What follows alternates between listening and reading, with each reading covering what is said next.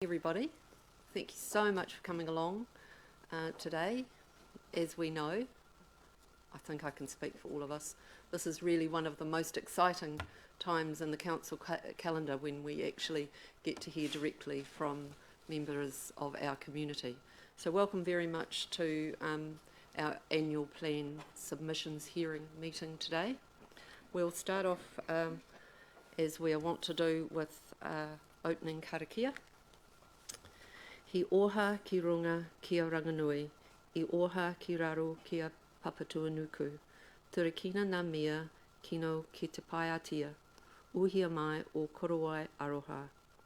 He taonga ma mātou ka puta ki te whā au ki te ao marama. Humie, huie, taikie. We acknowledge, greet those things above, the sky, the universe and the heavens. We acknowledge, greet those things below, the earth in all its entirety. Cast all negativity to the distant horizons. Cover us with a cloak of affection and love as a treasure bestowed upon us, so we may enter into enlightenment. Let it be bound and fixed, yes, fixed and agreed by all. Amen. If you'd like to stand, we'll sing our karakia. It's in our meeting papers, so it won't be up on the screen. Irere.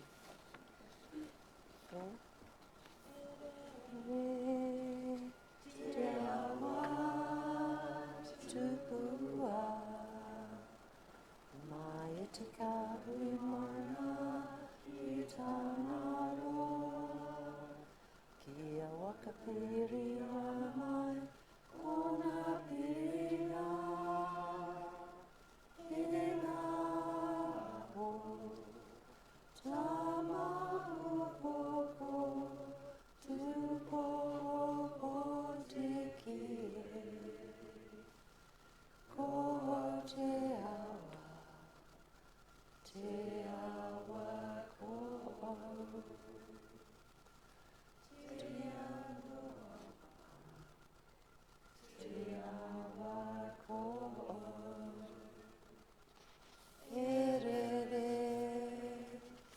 Te awa tupua.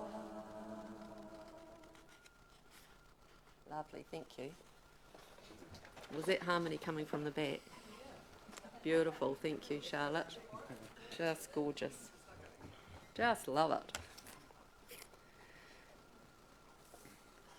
Okay, so apologies. Do we have an apologies? Everybody's here and accounted for. That seat's going to be filled shortly when the Mayor's going to vacate the seat up here to allow the presenters to sit here and sit at the front there. So again, a very warm welcome. Perhaps you might like to kick off in terms of the formalities of the welcome, Andrew. Yeah, well, Morena, good morning everyone, and I think we're on air now, so welcome to those that are tuning in online. So look, I applaud the innovation here in regard to how we interact with our community, and we've changed this room around a little bit.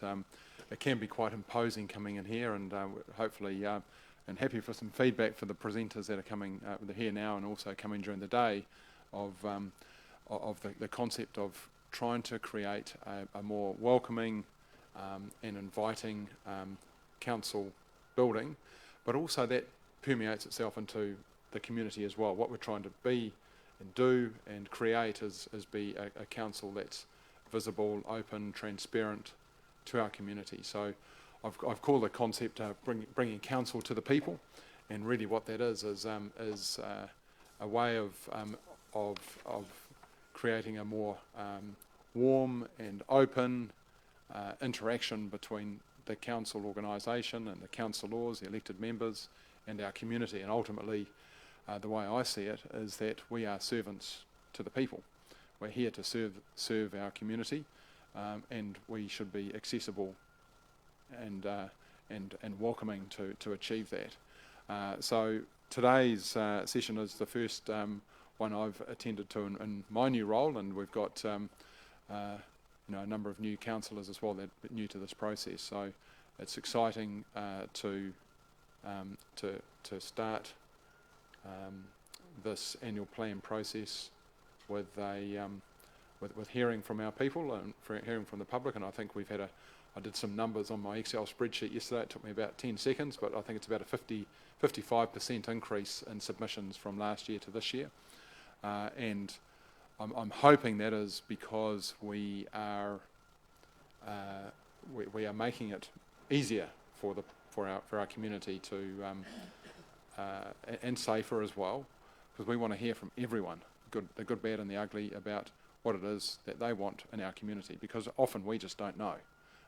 We think we know, but the best way to find out is to hear from our community in person and in writing. And thank you for those that are here right now, but also those that are coming during the day to present to us. And we welcome you warmly, and thank you for the effort. And even it's pouring with rain out there as well, so you probably charge through the rain and run from the car door to here. So thank you for that. So look, I'm going to pass over to Kate. Kate's going to chair today, and then we're here to listen and to take on board your thoughts and aspirations. Thank you. Thanks very much, Andrew. So just to context us, consultation on our proposal for the annual plan opened on April the 3rd and closed on April the 30th. So that was open for submissions from members of the community. As we know, there's a 500-page document with all the submissions, and everybody had the option to either present and talk to us today or just put in a written submission. So today's the public hearing of the submissions, and from the submission process, and pretty much all our submitters will get 10 minutes. It'll be up to them to how much of that time they use for speaking, presenting to us, but hopefully there will be some time allowed for asking questions. From here, the deliberations or the decisions informed by the submissions from the members of the community will be held at a council meeting on May the 30th. So without further ado, our first speaker is Mr. John Tarrant, and sorry. Oh, yep, just a minute, thank you. Mr. Tarrant, welcome. Wherever you'd like to sit, Mr. Tarrant. Right. We'll see how that works. Can I just ask you to pause for a moment, because I've forgotten one bit on my agenda. I'm happy. Any conflicts of interest that need to be declared in relation to the submissions that we're hearing today? Ross? Thank you, Chair. I am the council appointed representative to the Bushy Park Board when that matters come up. Okay, cool. Anybody else? Helen? I'm a member of Federated Farmers. Thank you. No more? All right, thanks. The floor is yours, Mr. Tarrant. Thank you. My name is John Tarrant. I represent the Whanganui Bird Club. My interest is the Virginia Lake aviary. When announced that the aviary was being threatened with closure, there was an immediate, strong and decisive rejection of the idea among our members. At last night's monthly meeting, our original unanimous motion to retain the aviary with moderate improvements was reaffirmed. Hence, we support Council's option of number 2, as did yesterday's Chronicle front page. For us, bird health and welfare and appropriate facilities are a priority. They are inseparable and complementary. Some observations. Mr. Roberts' critical report of our aviary, as measured by today's criteria of best practice, highlights in a number of inadequacies, and that is not surprising after many years. But how affordable is his obsession with perceived perfection? Being more practical, our club members strongly support Council's targeted investment around bird welfare. The issue being getting the best and lasting value for ratepayers' valuable dollar. We believe our aviary is an established feature of Virginia Lake. It provides an educational window on nature's diversity and deserves the best update Council can afford. Mr. Roberts' advocacy of full-time, qualified and experienced attendants looking after 170 birds 7 days a week is farcical, unaffordable and defies common sense. We support the half-day staff regime, but also entertain the idea of improving public reaction with preferably casual or volunteer persons at peak holiday times. Much of the aviary's potential, we believe, is asleep. A dose of creative imagination is long overdue. We must do better than we have. We believe that through Council's oversight or failure to monitor the delegation of responsibility, our aviary, unfortunately, has stagnated. There needs to be, and used to be, school visits and associated projects. Advertised casual, informal evening talks in the summertime. More media involvement and at times limited sales of surplus birds. Encouraging the possibility of Friends of the Aviary is a concept that should be explored. It works well for the Opera House, Castlecliff Beach, Hospice, and Bushy Park's vermin control, to name a few. As expected, we have a bucket list. They include a establishment of a quarantine facilities, which is not there at the moment. An elevated, more hygienic drinking system. A review of the positioning of some nest boxes. Also a review of the old revolving door system, which is difficult for the disabled. And there is something new. A resident card and letterbox system to identify patronage.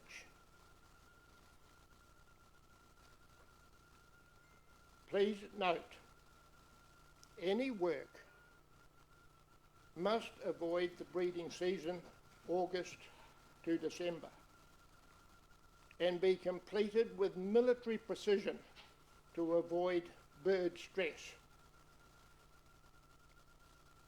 Our club believes that Whanganui is extremely lucky. Visitors view us as a river and the river as an attractive destination.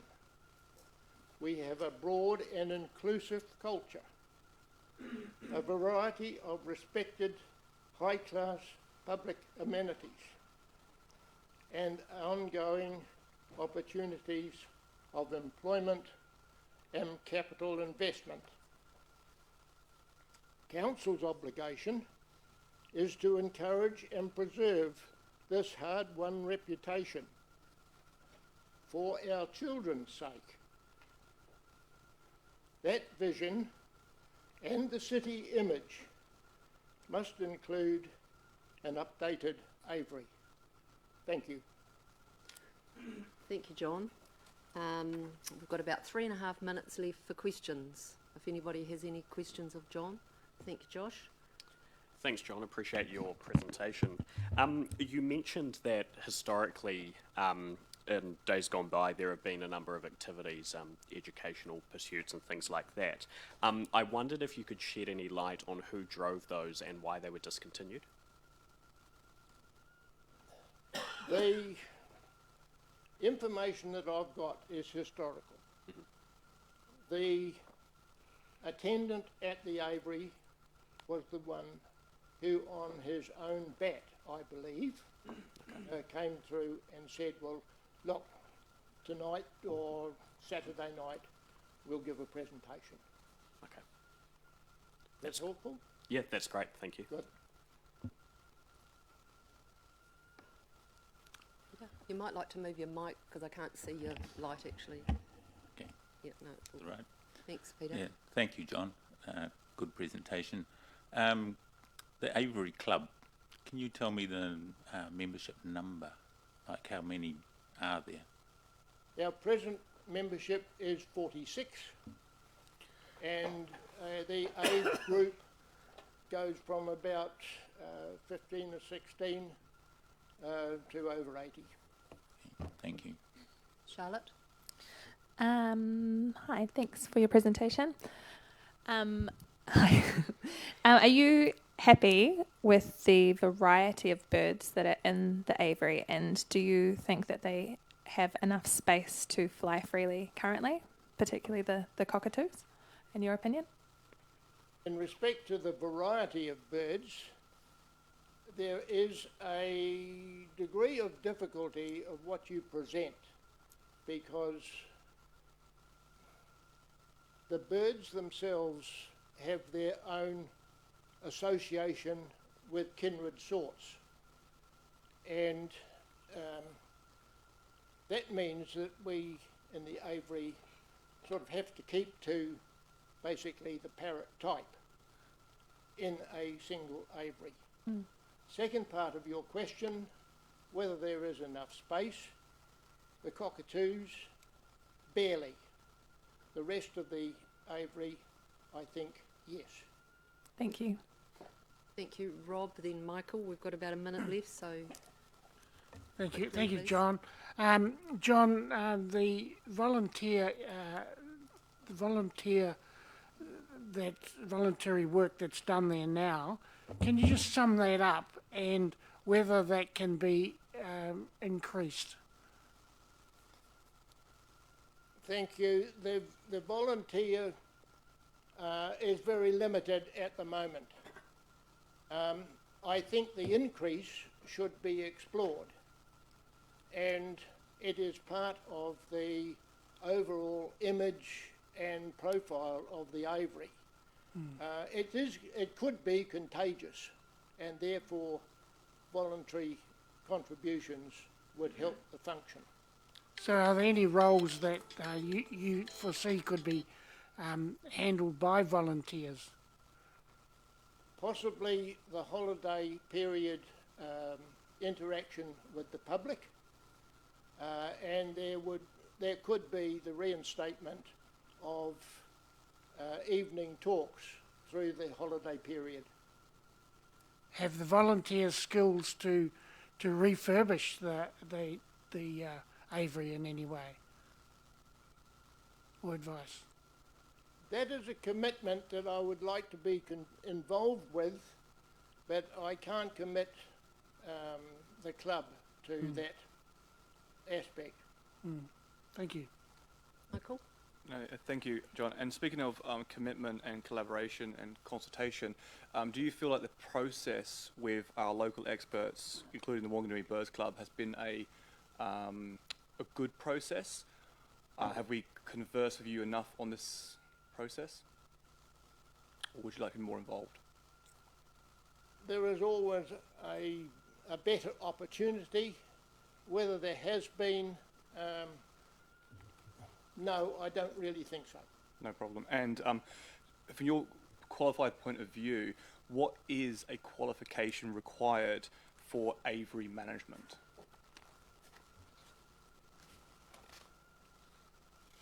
A good practical basis is essential. Secondly, I believe some education as to the maintenance and standard required for welfare, but it doesn't require a PhD. Correct. So more local knowledge as opposed to zoology degree. And that's part of the public interaction that we seek. Thank you very much, John. Thank you. Thank you very much, John. We really appreciate your submission and presentation today and your very concise answering the questions. So thank you very much. Thank you for the opportunity. Next of our speakers or presenters today is Bill Fleury and Keith Beautrais, who are presenting on behalf of Bushy Park Tarapuruhi Trust. Tarapuruhi. Thank you. Kia tātou. Yes, as Chair says, we represent, we're presenting on behalf of the Bushy Park Tarapuruhi Trust and acknowledge our trust member here who pull us up if we're incorrect. Keith Beautrais, who's a long-time educator out at Bushy Park and a long-time volunteer at Bushy Park. Myself, Bill Fleury, a recent addition to the Farm and Forestry Advisory Committee of Bushy Park Trust, and have Esther Williams here as well, also a member of that committee and a long-time volunteer at Bushy Park as well as a member of Forest and Bird. So they have specialist expertise, which I'll let them cover.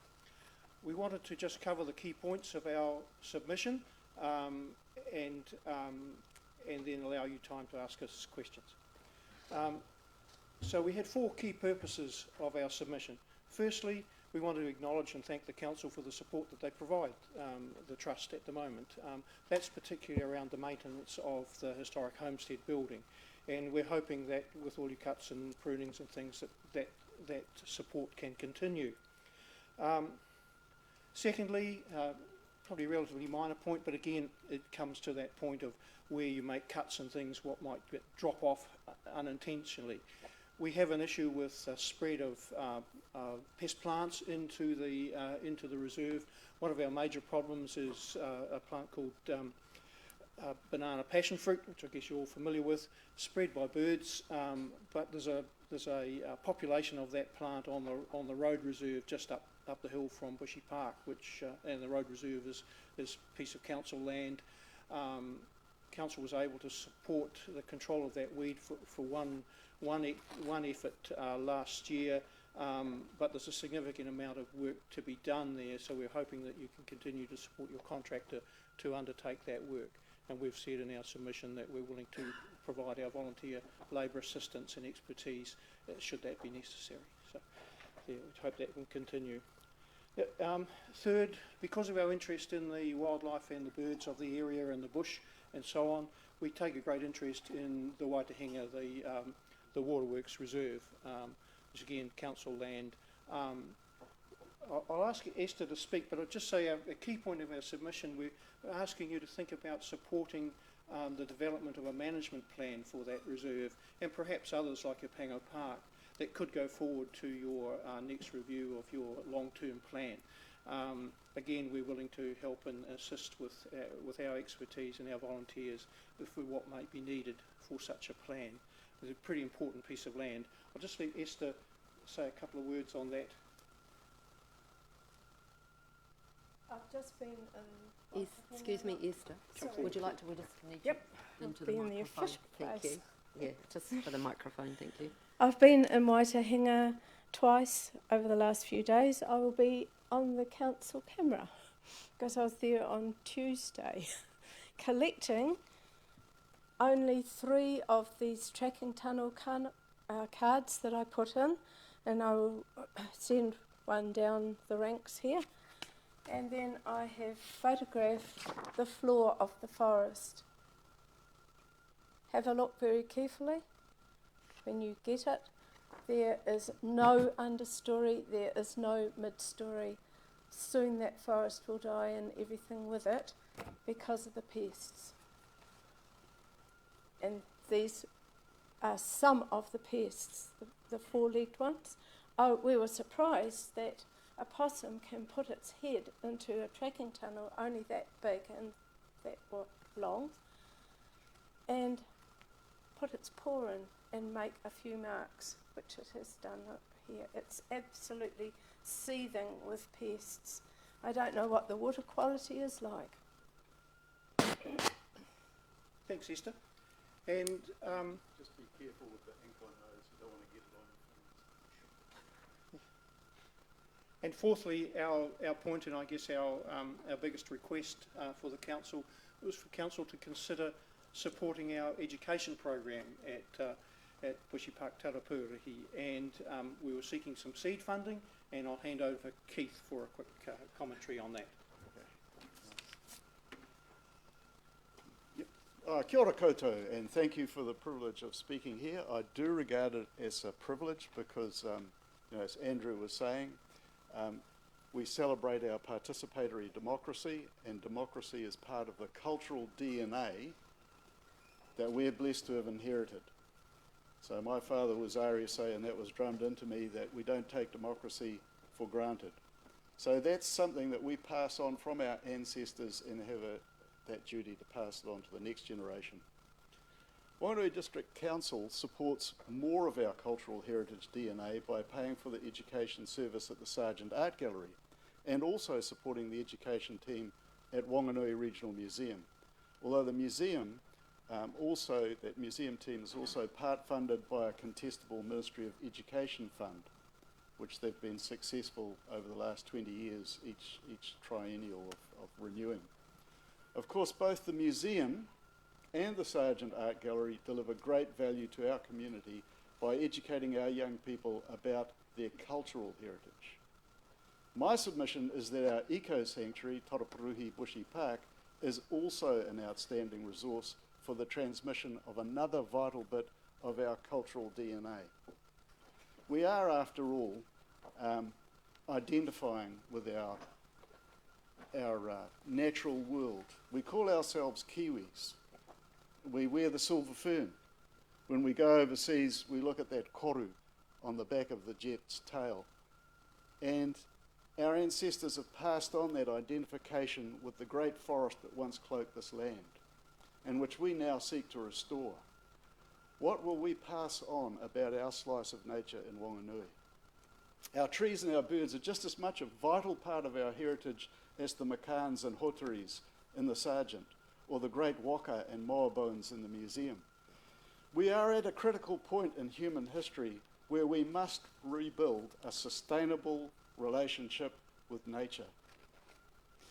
So, Bushy Park, children can see what the forest lungs of the planet that make oxygen and soak up carbon dioxide really look like. What a magnificent forest canopy can be seen without possums and rats. So you go to Waitahinga and see what's happening to most of the forest in New Zealand, and then you go to Bushy Park and you're inspired by what inspired our ancestors to choose those symbols to represent us. So they can also there see not only the lungs but the kidneys that filter out pollution from our rivers with a beautifully restored wetland that they can fish in and really get to grips with. These are hands-on experiences that inspire our young people from kura and schools. So we're already a popular visit destination, up to 200 students per year, but, sorry, 2,000, yeah. But we're struggling with ageing volunteers. It's just an example of it then, actually. Even though some of us ageing volunteers aren't doing too bad, we are getting older and probably less relevant to the young people. So I would love to see education at Bushy Park Tarapuruhi get half the funding that those other two institutions each get, so we could hire a younger educator to reach out more to our schools. We do have some support from Forest and Bird and from other. We're always applying for funds, believe me. But we're at a stage where we're putting our hands up and saying, if this is something that you value, and if you see this as a service to our community, that we really need to put on our thinking hats. Bushy Park is nationally one of the best eco-sanctuaries. We get that comment from people from Wellington who have been to Zealandia and recognise that the forest there is nothing compared to Bushy Park. So we're very proud of it. We want to pass that message on to our young people, and over to you, esteemed leaders. Lovely. Thank you. We've got a couple of minutes, well, barely a couple of minutes for questions, so we'll need to make them snappy, please. Charlie? Yep. Yeah, thank you. Thank you for your also ongoing support for Bushy Park. As you know, Bill, I hate possums, rats and mice. Have you managed to keep Bushy Park totally rodent-free? The only rodent we have in the park at the moment is are mice. There have been a problem with sanctuaries, so similar sanctuaries all around the country. But at the moment, the density and the frequency of those tracking tunnels that Esther showed you, they're only showing a relatively small population of mice, and we keep on top of that every year. So. Are they an issue as far as eggs and things go, or just? We haven't identified a particular issue with them. We just have that vision of the place being predator-free. Cool. Yep. Thank you. Lovely. Philippa. Thank you. Thanks very much for your submission. So possibly I should know, just for clarity, Council, apart from you mentioned, some help, some one-off help at times up by the roadside, etc., pest control, do we provide any funding at all on an annual basis to Bushy Park? My understanding is that the work on the roadside with the weed control and the support we get through your arrangement with your roading contractor or roading partner, the only other direct support is for the washing and maintenance of gutters and things at the historic homestead. So I stand to be corrected on that, but that's my understanding of the support that comes from council. Thank you. Just going a fraction further in regard to educator, you mentioned, I mean, I probably presumed, or obviously you've been aware of that you have, an educator or educators. Is it all volunteer? Is there any, if you could clarify that? Into the mic, please, Keith. I just wanted to clarify first the comment from Councillor Craig. The District Council support is a fraction of what Horizons puts in on predator control and biodiversity support. So, relatively speaking, I think we need to let you know that. In relation to education, we are currently all volunteers. So I did it as a part-time job for a while, but I desperately want to pass on those cultural genes to a younger educator. It would be great to have someone with iwi links to develop that dimension, which schools are asking for all the time. So we're in the business of recruiting. We can get some money from Forest and Bird, but we'll clean out their legacy fund very quickly if we don't get support, and so it wouldn't be sustainable. Thank you, Keith. You'd mentioned a comment from Councillor Helen. It was Councillor Anderson that you were referring to? Is that right? No, the question about what support District Council gives was... Philippa. Sorry. All good. I know what it's saying. It's age, you see, that's why we need to replace us old guys. No, not at all. Not at all. Thank you very much, Bill, Keith and Esther. Really appreciate your submission and your presentation today. Thank you. Next up, we have Mr. Northway. Peter, welcome. If you'd like to come up. Very much, either if you'd like to stand at the lectern or seat sit down here, wherever you're most comfortable. It's pointing this way, I might as well stand here. Okay, thank you. Thanks. Thank you. Louise has probably told you this. Sorry. Sorry. Is it?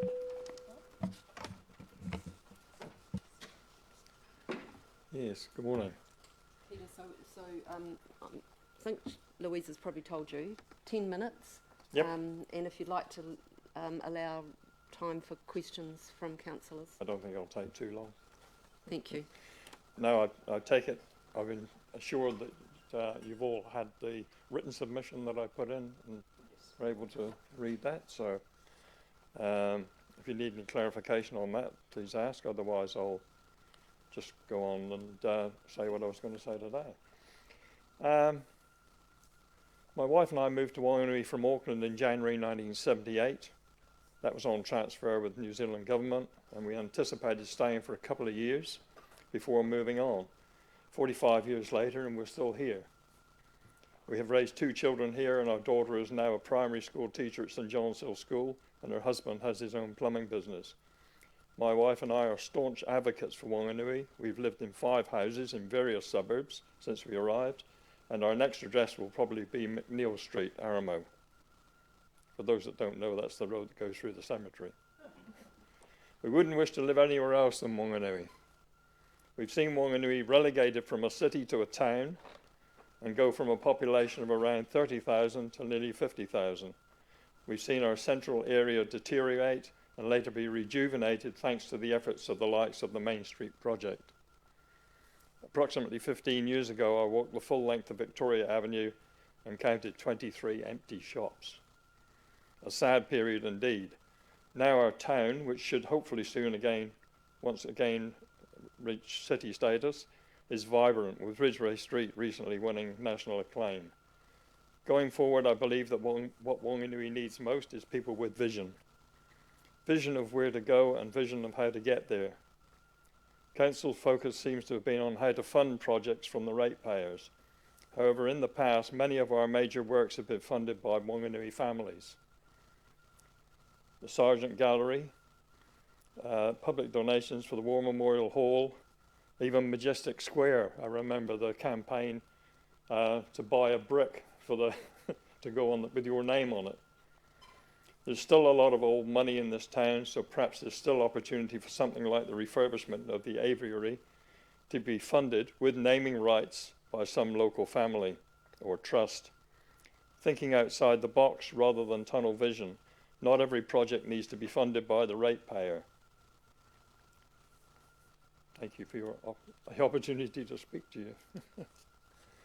If you want me to elaborate on my comments on the tram, because I'm a volunteer tram driver, and we're now training even more young people to come along and drive the tram, and it's quite disheartening to us the fact that for 6 years, I know there's a study going to be produced at the moment as to extensions to the track.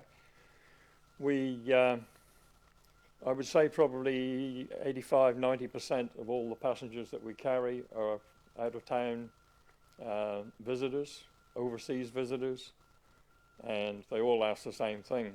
Well, is that as far as we go? The track currently is 170 metres. So I spend my Sunday afternoons driving 170 metres, turning the pole around, driving back 170 metres. And we have to give them the same answer all the time. One day when there's the money, it all comes down to money. Again, vision, thinking outside the box. The trust, sad to say, seems to have done not very much in the last 6 years. We're still doing the same 170 metres that we were doing then. There's, I believe now, a study to be done to cost out what it would cost to extend it, but I'm not sure the exact term of reference. I've heard that it's just to take it up to the courthouse so we can get it away from the floods in case we flood again. That's not where the drivers want to see it go, the operations group. We'd love to see it go up to the courthouse, along Ridgeway Street, to the little garden area opposite the Rutland with a stop there to pick up passengers. And then across, we can get around the Watt Fountain, no problem, down to the traffic lights and back along Taupo Quay with a outside UCOL, another little terminal, or little stop there, so that we can take people on the Saturday markets and take them for a ride around the little circuit. I mean, eventually, David Harry, who refurbished Mabel, he gave it to the council on the basis that it was going to be used in the main street. That hasn't happened yet. I realise it's going to cost a lot of money to do it, but again, unless you think outside the box, there's money from national organisations like lotteries, the heritage foundations and things like that. The money doesn't have to necessarily come from the ratepayers. So that's all I've got. Any questions? Questions, Charlie? Yep, thank you. In regards to the tram, would it be acceptable to you people to have the circuit, as you just discussed, without the overhead wires? Would it be acceptable to have an internal electric motor? I don't think so, no. So it'll have to be overhead? Yeah. Okay. Yeah. That's hugely expensive. Yeah, yeah. I just thought it might be an alternative, that's all.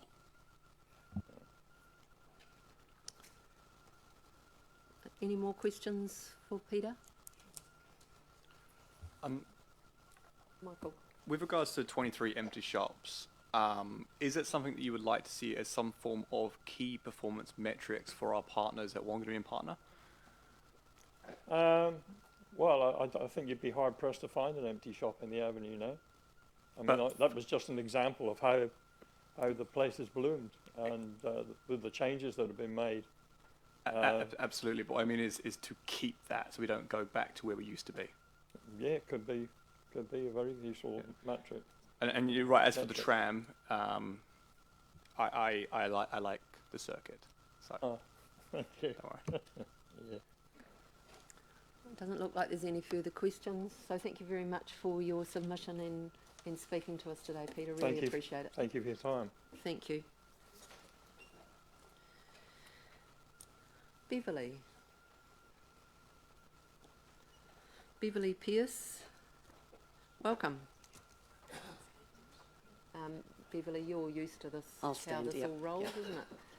So 10 minutes, as long as you speak, you speak for as long as you like, knowing that you've got 10 minutes, and if you want time for questions, perhaps Thank you. leave a little bit of space at the end. Kia ora tātou, good morning everyone. Our submission from the Whanganui Repertory has arisen out of the status report for the annual plan 2022-2023, and in that plan it has under the Repertory Theatre, community buildings, an approved budget of 197,000 and a RAG status of red, with the manager's comments being retaining wall issue and reliant on landscaping design, carry forward likely. So our submission addresses the two things about the carry forward likely. We'd very much to have that money, that 197, definitely carried forward. And would love the RAG status to be changed from red, which is a go, no-go situation, to amber and then green. And we would like that done in the annual plan for 2023-2024. Two of the things that we're concerned, one thing we're concerned about in terms of the theatre is with the submission we filed is a picture of the theatre at the back. And I trust that you all got that with your papers. And it shows actually that the retaining wall is currently the theatre. The theatre building is actually keeping the sandbank, we believe, from completely collapsing. So when you're mindful about the funds for the carry forward likely, we'd really appreciate it if you took that into account, particularly with the climate change that's happening and the rain at the moment.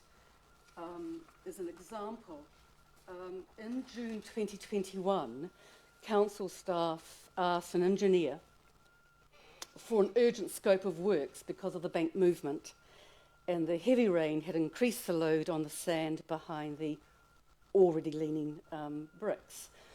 So that report would be available to Warren and Mahoney, who have got the contract for the landscape design. But it also emphasises the concerns we have about the stability of the bank and the rain and climate change. In September 21, council officers advised that engineers and loaders and park staff had reviewed the site. So those reports would be available to Warren and Mahoney in terms of prioritising the bank stabilisation from red to amber, and take us from being possibly in the long-term plan into the annual plan 2023-2024. So all we're asking for is that the status be changed, that Warren and Mahoney and the council give priority to the bank stabilisation in that long landscape design plan that they're doing, and which we understand will be available in late December, and move us up the priority list and confirm that $197,000 is available for them, for Warren and Mahoney and the contractors to use. So, not much, but could you do it for us, please? Any questions? Again. Thank you. It seems to me every time you come to present to us, it's the same problem. It hasn't been remedied. Can you tell us today how much damage is done to the building since last time, and whether the water is ingressing inside the building? As far as I'm aware, there's no water actually inside the building, but the bank is actually continuing to move, and particularly with the rain as well. Yeah. So there's a conservation report that's been completed. Didn't cover the bank itself, but there would be a number of reports the council has from loaders and engineers, as I referred to in June 2021 and September 2021. Those reports will be available, but since then the bank has continued to move and will continue to do so. So is the build-up of soil against the building getting worse? Yes, yes. Thank you. Yes. No further questions? Any further questions? Thank you. Thank you for your time. Thank you very much, Beverley. Thanks for your submission and presenting to us today. Good night. Thank you. Stephen? Awesome. Stephen Mahoney? Mahoney. Good. Welcome to Stephen. Here we go. Well, thank you. Thank you for giving me this opportunity to speak, Mayor and councillors, to actually talk about my submission. You've all had a copy of it, so what I'd like to do is actually go through some of the main points and just elaborate on a couple of the issues that I've come up with. The two areas that I will focus on are the make up 2/3 of the rates that come in, the $25 million for the Parks and Recreation Group and the Community and Cultural Groups. The rate increase is estimated for the average Whanganui household at $250. As I've indicated in my submission, there is, with our population striations, we've got a large younger people and a larger number of older people, and this will fall equally on all of them. I will attempt to demonstrate how applying additional focus on revenue, as opposed to expenses, additional focus on revenue will make some of these lessen the burden for Whanganui ratepayers. I'm just distributing, and people have got a copy of the comparison between the Splash Centre fees charged in Whanganui and the Splash Centre fees charged, or Splash Palace Centre charged in Invercargill. We charge for a swim and a slide $9, and $13.50 is charged in Invercargill. Now, going through those, I've just gone through those onto the internet-based on sites. Like a 50 swim card here is $180 versus $262. Now, at the moment, the swimming pool doesn't cover, swimming pools do not cover the operational costs, staff costs. They don't cover any of these costs. They are contributing to it. But if you applied that ratio of 327, which is if I bought a ticket for each of these events, it's a crude mathematical ratio, but 327 over the 213 for Whanganui would boost our swimming pool revenue to 1.98 from 1.283. That's an extra $685,000 using an asset that we've got. That almost funds option 1 for the aviary. The Cook's Gardens is the second one I'd like to look at. It's we spent $76,000 on the grandstand and scoreboard, but we only took in $77,000 in revenue, and the total cost to ratepayers is $1.192 million. We don't cover operating, staff or other costs. What I'm suggesting here is we need more ideas to get additional revenue streams in there. Music concerts, fireworks, sports or cultural events where there is a small gate charge. I myself attended the Veterans Games. I walked in, there was no charge. You know, for an event like that, I would have expected $5, $10 charge. These would all add up in a small way, but they all add up to reducing the amount of revenue we need to get off taxpayers. Like recent car expo, people charge $5. There were 400 cars there. People have no problem paying the money if they see that they've got an event to go to. The museum. The museum, I looked at 2019 figures because to avoid any kind of COVID-related traffic drop. There was 35,000 people visited the museum in the 2 years in the 2019 annual report for the council. That's almost works out at 50 people a day or 6 people an hour. Perhaps we could consider shorter periods of time that is operation to reduce the costs, or charge adults to visit. I don't want to charge children. Special exhibitions could also raise revenue. Also, we're contributing $1.557 million to the library, to the museum this year. And the building's sitting at 34%. I wouldn't want to think what that happens when new standards come up. The library, we get $100,000 in revenue, but it requires $3.352 million in ratepayer money to keep it operational.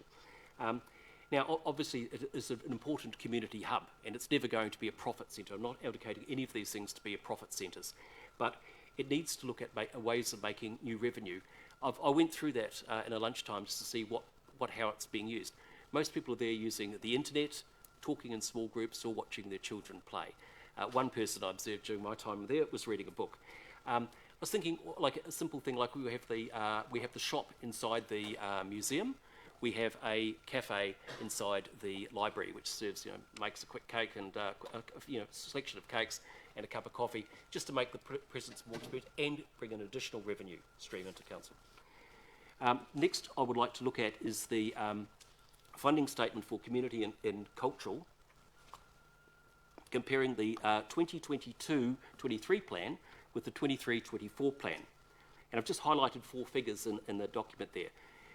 We are wanting to get from 11,509 to 13,162, an extra $1.6 million, a 12.5% increase in the amount of money we're asking from ratepayers. That's even higher than the amount that is projected to be asked of around about 8%. It's almost double. The source of capital, we're borrowing another 3.634 amount of money, leading to that's a 28% increase. Our finance cost as a result of that is going up by $500,000. Almost another cost of that aviary coming back. But the thing I suppose that I'm looking at most is the bottom side. For all this extra funds we're putting in, or borrowing to put in, the amount of revenue or service fees is looking at dropping by 10%. Now, if that was a general business, I would be, it's not going to last long without pockets full of cash to bail it out. That's just looking at those figures there. We're borrowing an extra $16 million. We're going from a surplus to a deficit on our current plan. And just the last one I'd like to look at is I wanted to see, I compared 3 other cities because I looked at Invercargill and Tauranga because a friend of mine said the swimming pool fees are a lot more expensive in Tauranga. That's where I started to delve into how we go. If you look at the financial statements of Tauranga, for every $1 they get from rates, they get another $1 from another stream of revenue. The same as in Invercargill, it's 51%. Basically, one rate dollar, 1 additional cents of revenue. You look at ours, we're getting we're projected to get $76 million in rates, and out of a total revenue of $105 million. That's a 72% rate. In other words, what we're doing is we are looking at the taxpayer as being the source of any shortfalls that we need to make up, any additional expense. I have to call out for the parking services, the heroes. They take in more than they get in wages, their operating costs, their finance costs, and they contribute $200,000 to lessen the benefit of us. That's why I've advocated my submission that we need to look at expanding that. People choose to come into town and choose to park. There is bus services, the Tide now, that people can use instead of. What can we do better in concluding? I think we could benchmark with other cities. Now, at the operational level, rather than maybe at the CEO level, at the operational level, to see what we could do, like the swimming pool. Are we charging the appropriate prices? Could we charge more? Without, obviously, we don't want people losing swim skills. Raise additional revenue. I had the privilege of living in Brisbane, and I got a Welcome to Brisbane a council book. It was $300. It's still on their website today. If a new ratepayer from Land Titles Office moves into the Brisbane area, you get a $300 surcharge on top to set you up. People moving from Tauranga or Invercargill, that's another source of revenue that doesn't come off the existing ratepayers. Lastly, develop strategies to chase down to utilise the assets more. Instead of just advertising, actually go out there and market our city, what we can do, what services we've currently got. For example, car clubs, band competitions. This is what council assets we can use. These are the costs, boosting our revenue and therefore lessening the effect on rates. Finally, borrowing money. We've got the benefit of the Local Government Information Act to just pour a levy on taxpayers. Households don't have that, and that's why I'm advocating we should now start looking at other forms of revenue that we can get. With that over, I'm up for any questions. Thank you, Stephen. So we've got a couple of minutes there for questions. Councillor Rob? Thank you. Thank you, Stephen. Very good Sorry. Yep. over here. Yep, gotcha. It's a very good submission and quite detailed. And congratulations on the amount of work that you put in. I was just querying the museum, you may be aware, was closed while we did the earthquake strengthening. Yep, you mentioned that it's 34%. Yep. That is a very surprising figure, if that is accurate. Where did you get your information from? I think I got that from Council. I think I got that from the annual report where it actually mentioned the museum had been closed before, and the figure, the foot traffic that I'm looking at there is the figures used immediately after that. Apparently the first weekend afterwards had a large number of people go through, and that's where I pulled the 35,000, and the 34% was in there. If I have made a mistake, and well, that's we'll what it certainly is. check that out. Yeah, please. I would think that it's 66. It's 34. Thank you. Yeah. Thank you. We can check that out. Yeah, sorry. Was that the last? Right, Philippa? Yeah, thank you very much for your full submission. Really appreciate it and what you've done. Probably just a couple of questions in regard to swimming pools. Thank you for that. Do you think Tauranga and Invercargill are very good examples? And with Invercargill, quite different populations. Invercargill has a licensing trust that contributes significantly to a lot of public facilities, and Tauranga actually has just built a new 50-metre pool, but through the whatever happened through the shovel-ready projects, and also quite a different their social deprivation. Yeah. I decided not to look at Tauranga. It was just a friend of mine went up and stayed up at the Mount and mentioned how expensive it was. Just put me on the track. Invercargill was looking for something around about the same base as us, even though you mentioned, yes, they've got the trust money coming in. That well, if anything, that would reduce the amount of costs that they're actually charging, but they are still charging $13.50 or whatever for an adult for a swim. So they actually, their charges are there, and obviously they've got numbers. I haven't been able to drill right down on them, but obviously they're getting attendance enough to get that through. Yeah, thank you. And in regard to the cultural facilities, also thank you for your analysis there. I'm slightly interested in regard to, the Sargent Gallery, for example, I note has actually got a $4 million operating cost in the plan we're looking at. That's actually up over $1.6 million from the plan we're in now. That's just the operating cost. That's apart from the extra $14.6 million that we're for the capital costs. Do you have any comments in regard to? I'm just interested that you looked at the library and the museum. Yes, I decided in my submission because I would consider where we are in the Sargent Art Gallery, unfortunately, to be a spent cost. We've committed so far. We've committed so much money. It's rather difficult to walk that back. Rather than sort of get embroiled in whether we should or shouldn't have gone there, I decided just to leave that one, and as well as the velodrome, just decided to leave those out, just so that we've committed into these areas. Once it's committed, it's committed. Thank you. All right, Michael. Yeah. One last question. Thank you. I think you're on the right track, especially with diversification of future revenues. The only question I have regarding this, because obviously I've done a lot of thinking about this at the same time, is you're basing it on population and asset class as well as operational spend. Have you looked at it from the ability to pay? The reason why I say that is because Invercargill, for instance, have an average salary of 79,400, but whereas Whanganui has an average salary of 55,000. So should we take that into consideration, or should we look at the asset class only? Yep, no, absolutely you need to take that into consideration. I looked at the demographics. Yeah, it's similar population, but yes, I was aware of that. What's that?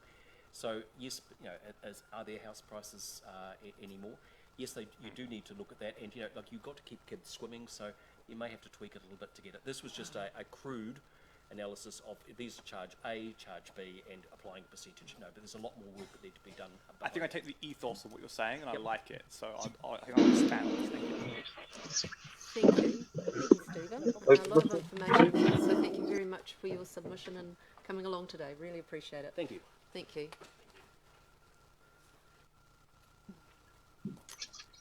Our next presenter is on Zoom. How are we going? Abraham.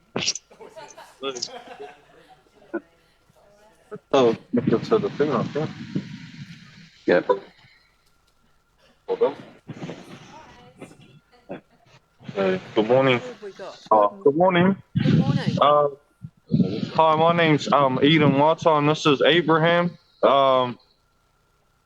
We've been in this area for some time now and have skated the skate park quite a lot. And just speaking to the youth lately, we've been told that maybe some lights would be a good addition to the skate park to make it a lot more safer and bring a lot more people in this line of work. Just as you can see from looking at the park out here today, there's a little bit of lack of shelter. We've been told from other locals and youth that maybe some shelter, lights and Wi-Fi may be good for the park. We're just here to stand before you on the Zoom to explain that side of things and our proposal to do with the lights and the CCTV and also Wi-Fi if it was possible.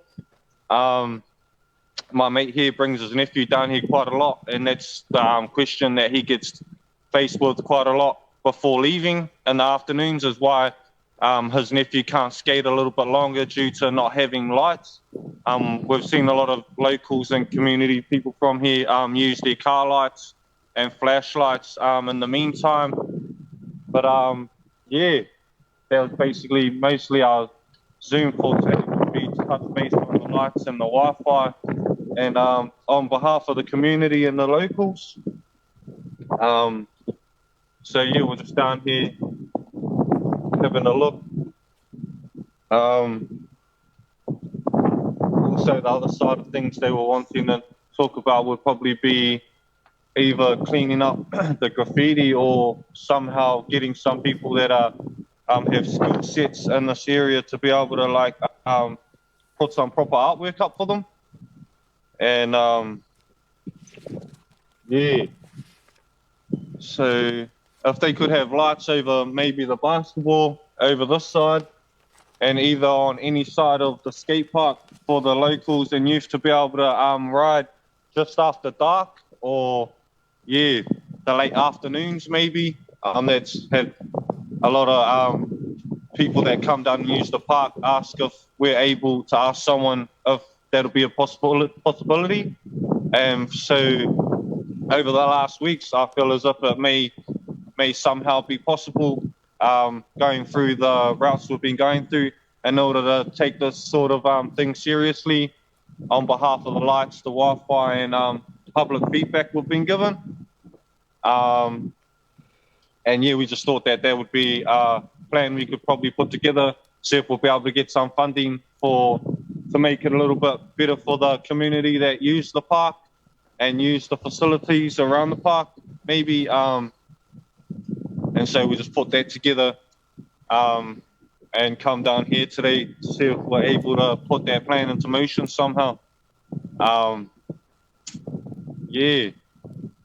But as well as the hoops over here, they're actually adjustable. but a lot of young kids won't be able to adjust them due to them not having a key to be able to unlock the padlocks for them to be able to make it shorter for the younger ones and higher for the older ones. So we thought we'd touch base on that as well. Just from the feedback we've been given from the public and the youth, as well as maybe the toilet facilities as well, but mainly just around the lighting of the skate park at night and late afternoon for the youth and children that use it, as well as the adults, and touch base more on the Wi-Fi thing for the parents and stuff that aren't able to afford data and stuff, or if they want to post about their day being done at the park that day, some of them don't have access to Wi-Fi, so that was a main consideration for that. And just the lighting thing, a lot of youth would recommend that, so we're just here to put that forward on behalf of them. Maybe in the near future be able to get some sort of thing like that happening, and if it was ever to happen, that on the day of the opening, run some sort of community day out for the locals and people in this area. So that was just a little plan that me and my mate here put together, as well as our other mate that's basically made it happen, got us down here to appear before you and let you know a little insight on the things we've been told from the locals, being people that used to ride the park quite a lot when we were younger. That was something I'd always wanted to see when I was younger. And now hearing that sort of feedback from the youth, we feel as if we're entitled to try and make some sort of thing like that happen, even if it doesn't, as long as we gave it a shot. But that was the main thing, the lights, the Wi-Fi, and CCTV camera, if that would be beneficial. Most probably in a major way it would be to have a CCTV camera down here with the lights, as well as the Wi-Fi for the parents or kids that are unable to top their phones up for if they may need rides home, picked up, or to keep in contact with their loved ones and parents. Feel as if that's a good submission, but just that's basically all we wanted to touch base on at the moment was with that. We've had a lot of information gathered on the art side of things, and if the youth could somehow start up some sort of art project, maybe that would decrease the population of vandalism for one start of things. It would get a lot of people involved, and a lot of young kids that feel like they have talent in that area would be able to get involved and display their talents publicly, as well as winning prizes if that was possible somehow. Yeah. But it's quite a good day down here. It's fantastic, thank you, Abraham. Can you hear us all right? Yeah. Yeah. Are you open to taking questions from councillors? Yep. Cool. So Councillor Jenny Duncan would like to ask a question. Hey Jenny, sweet, thanks. Hi Abe and Eden, and thank you for getting down there on a rainy morning and doing a really good presentation. Look, there's so many questions I could ask you, but I'll focus on a couple of things. One is the basketball hoops and the height and the fact that they can't be altered. Do you guys have a solution to that? I mean, like, I actually do. Maybe one of us two or the Castlecliff Library may be able to hold a key. Throughout some sort of time or whatever, they may be able to grab the key. They could put something on the hoop saying that, the hoop, if you want to alter the hoop, that the key is just around the corner at the library. You'd need a sign for it. Get the time you got the key and the time you're going to hand it back. Or we could hold it and anyone could get a hold of us. We could just come straight down to the park, adjust it for them, give it to someone responsible, and maybe pick it up closer to the evening. Sounds amazing. Another one is I can see that Eden's got that umbrella, which kind of tells me that there's not a lot of shelter down there at the there's park. not. Is that do you see that as a major problem? Yeah, it could be seen as a major problem, especially on a day like this. There's not one bit of shelter, which is on some scale lack of shelter, yeah, but yeah, that would be something you could really touch base on. Cool. And a final question around the graffiti on the skate bowl. Some people say that the graffiti actually adds to it, you know, and it's a good thing. But what I'm hearing from you is you think that it could be altered significantly? It is beneficial and it is art. A lot of it is. I feel like maybe if they ran some sort of competition day, that they could, the artists that are calling it art and are participating in it, would find some sort of more like it's like legal sort of thing instead of coming here and doing it. It still is art. I still think it's art, but it could be a better level of art if it was given more time, or like, you know what I mean? Yep, I do. Thank you very much. I'll hand over to someone else.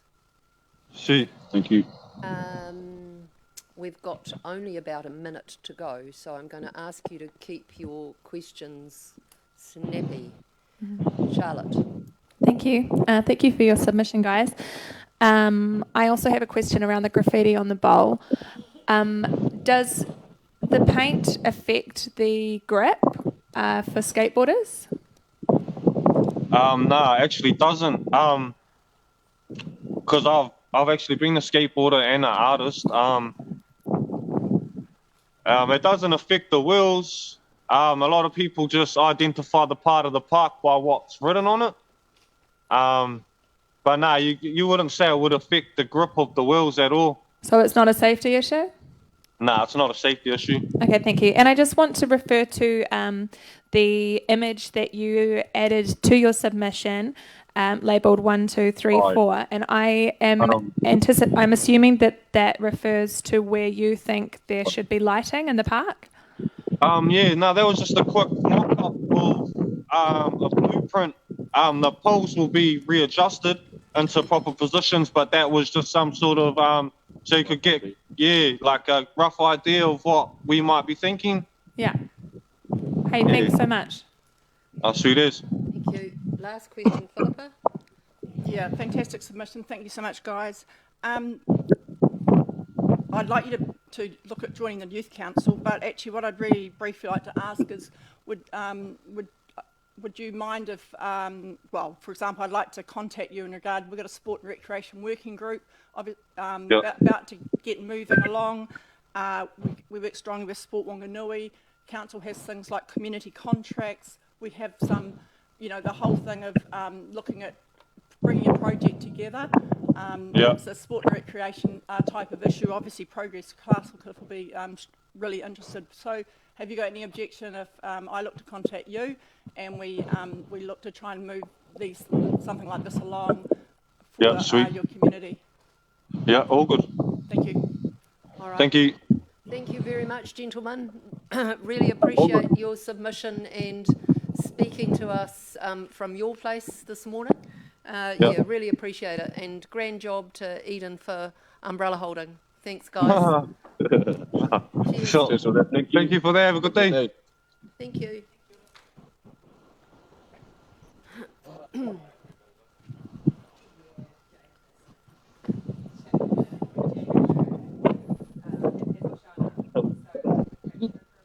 Yes, thank you. So our next presenter is yet to arrive. So I suggest we take our break now. What are we at? 11:45. 10:45.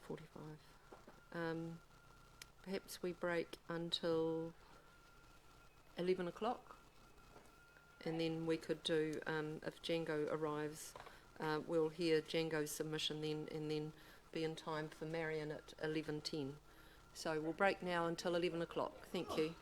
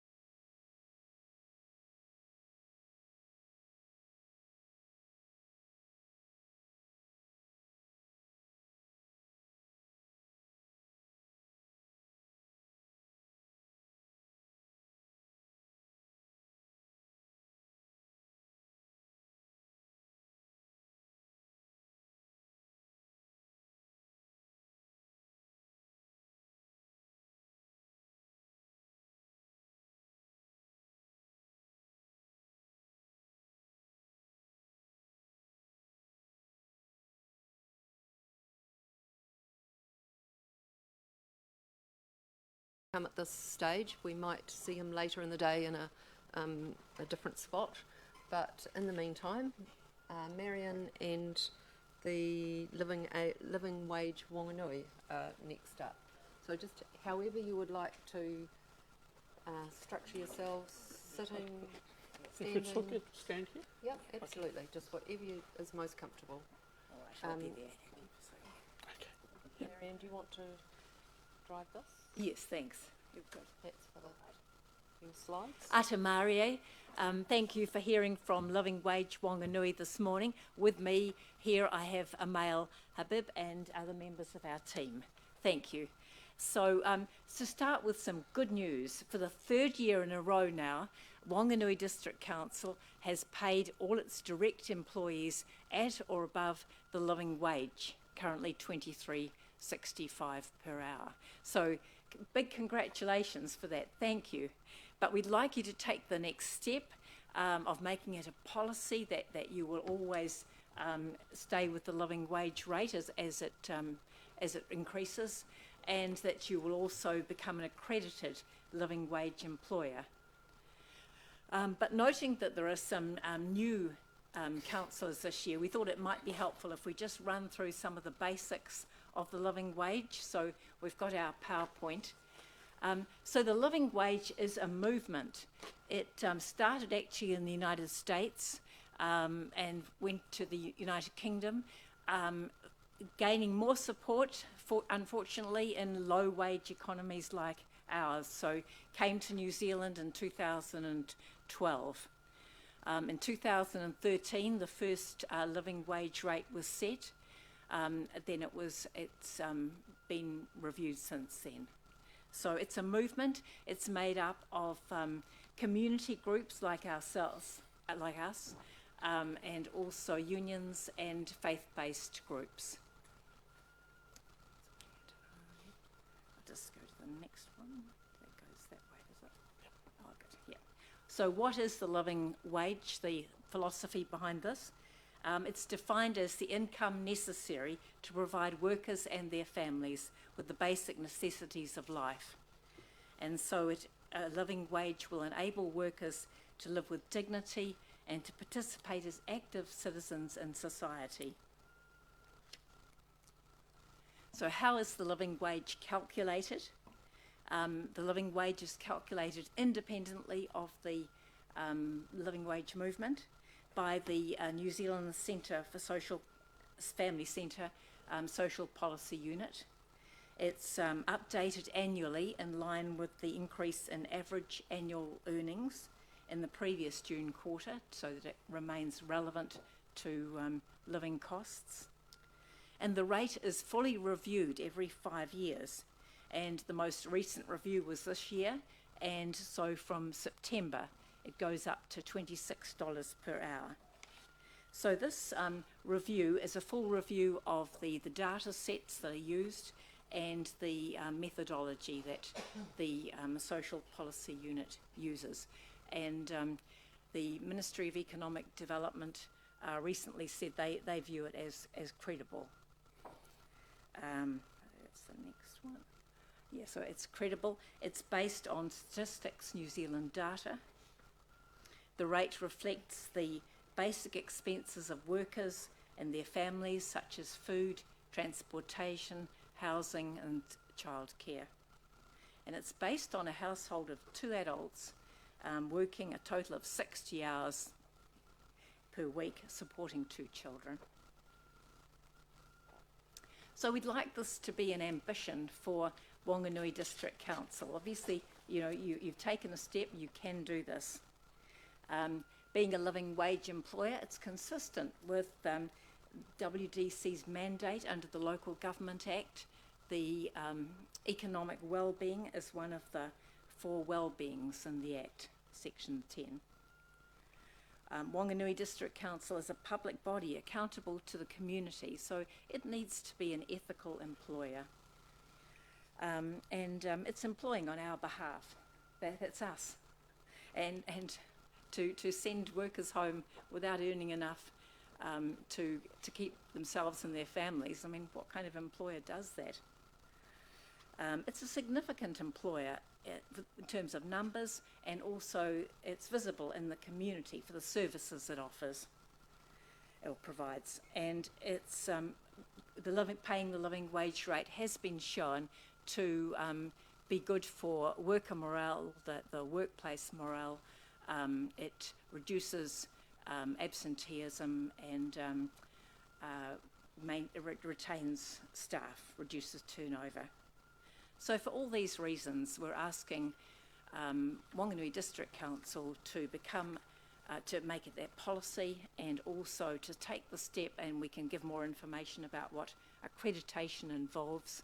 But now there are 336 New Zealand employers who are accredited, living wage employers, and there's a number of councils, 5 or 6, but I pointed out in our submission that Kapiti District Council, which seems comparable, it has a lot of, it has many people on fixed incomes and retired. Kapiti District Council has moved to pay the living wage. We've also got Wellington was early, Dunedin, Pororua, Hutt City, and Canterbury, Environment Canterbury, our other local authorities on board. So we'd love to have you on board too. So happy to take questions. Thank you. Questions? Michael? Two brief ones, probably my misunderstanding. Current is 23.65. Is it a national or a Whanganui living wage? Yes, it's set nationally. Yes. Shall I? I'll enlarge on that. Yeah, yes. I mean, some good reasons are that there's no obvious national boundaries. It does keep it simple for employers, and also there are now, since COVID, I'm sure, more workers working from home. So, I mean, a company in Auckland could be employing people working in Whanganui, or a Whanganui company could be employing people in Auckland, and they are certainly going to need the living wage rate. But I mean, Whanganui's isn't really a cheap place to live. Our housing, rental, public, our transport, it's not cheap. We're median, really, in terms of costs to live here. No problem. And my other question is, would you extend this to what we class as our PCBUs? So you said direct wages, but any organisation can outsource to other companies who can pay minimum wage. Should we be a company that ensures all workers under all arrangements in our value chains are paid the living wage? That's what accreditation involves. Just remind me, stands for persons conducting business. Yeah. Right. So we evaluate other businesses, including wages. Contracting with them. Yes. So the accreditation process will be looking at all those subsidiary organisations. It does. Awesome. Thank you. Jenny? Thank you. Just trying to work around Andrew's head there, right in between us. Thank you, Andrew. My question's around the accreditation, and of the councils that you've spoken of, how many of those are actually accredited living wage councils as opposed to paying the living wage themselves? Yes, they're all accredited. Okay, thank you. Philippa? Yeah, thank you very much for your submission. I mean, obviously, I would suggest over time it has made a difference in that, as you mentioned, if there's no employee in our council who's, well, all our employees are paid at least the living wage. But I guess my question to you is, in this cost of living crisis, with council setting already a proposed 8.2% rate increase, that's 8.5 for residential,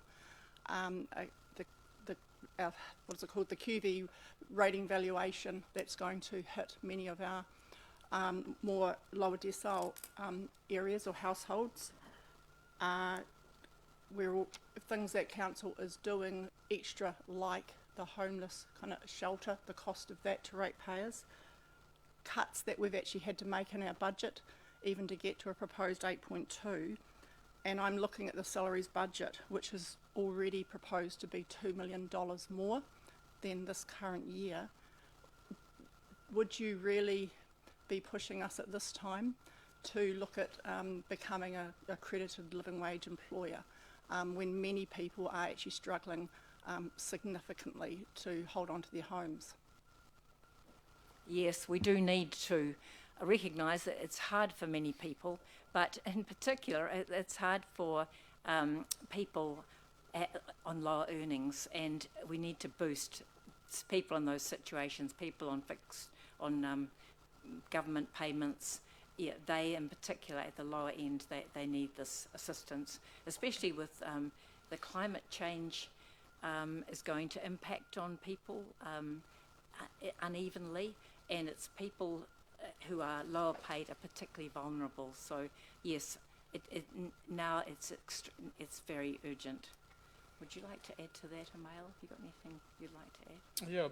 Yeah, normally you would probably know that the housing cost, a normal 2-bedroom unit I'm talking about, not the house, is around $400 a week these days rental. Some are even more, and they're just basic. We don't have a lawn or things like that. Just a unit is about $400 a week. So that takes away about $20,000 a year from the salary. So lower income is really in trouble. And by giving this leadership, we're hoping that other employers will follow suit and raise the wages of their lowest paid employees, and so benefit where it's needed. Right. Thank you. I think that's questions and time's up. So thank you very much for your submission and for speaking to us today, Marion and Mal and your colleagues. Lovely to have you here. Thank you. Thank you. Thank you for listening to us. Thank you. Thank you. Our next presenter is Mr. Michael Street, who will be known to many of you. Lovely to have you with us. Thank you, Kate. Much appreciated. Wherever you'd like, wherever you're most Righto, comfortable, thank you. Michael.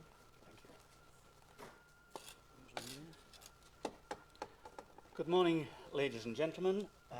My name is Mike Street, and I am here to speak on behalf of the retention of Whanganui, Virginia Lake Avery. And I must express my vested interest in that, as I have been since 2010 one of the assistant keepers up there at weekends. Brief background: on retiring 20 years ago from teaching, I joined a group that was run by Maurice Trail under the auspices of the Virginia Lake Trust, and that was to aim at keeping the lake environs tidy, neat, removing rubbish, dead prunga branches, other trees, replanting, etc. The group started early 2000, or a bit before that, I believe, and it still flourishes today as well. And from there, I then moved on after seeing Daryl Greeks and Randa Dyer, who will be known to many of you, feeding birds and swans and ducks around the lake. I moved on to apply to see whether I could be an aviary assistant. Daryl agreed. He took me around all the duties in the aviary, the hosing, the washing, the feeding, lots and lots of details. I wrote it down in a little notebook, and I carry that every single time I go to the aviary now and tick off what I've done so that I don't miss anything. It still gives me a great deal of pleasure. And I always remember one thing Daryl said to me. He said, as long as the birds have seed and water, they'll be fine. Those are the basics. And I have to also point out that all the special pleasures I get, including, for example, the galahs that are so social, and feeding time when some of the birds come to pick stuff off the branches that you put on in there, and also dealing with and talking to members of the public. That's very interesting, particularly when it's stories from Germany, France, Korea, or something like that. And the extra point I would make in that all that time, I have never yet been hit by a bird in flight. Their radar must be incredible. They miss every single time.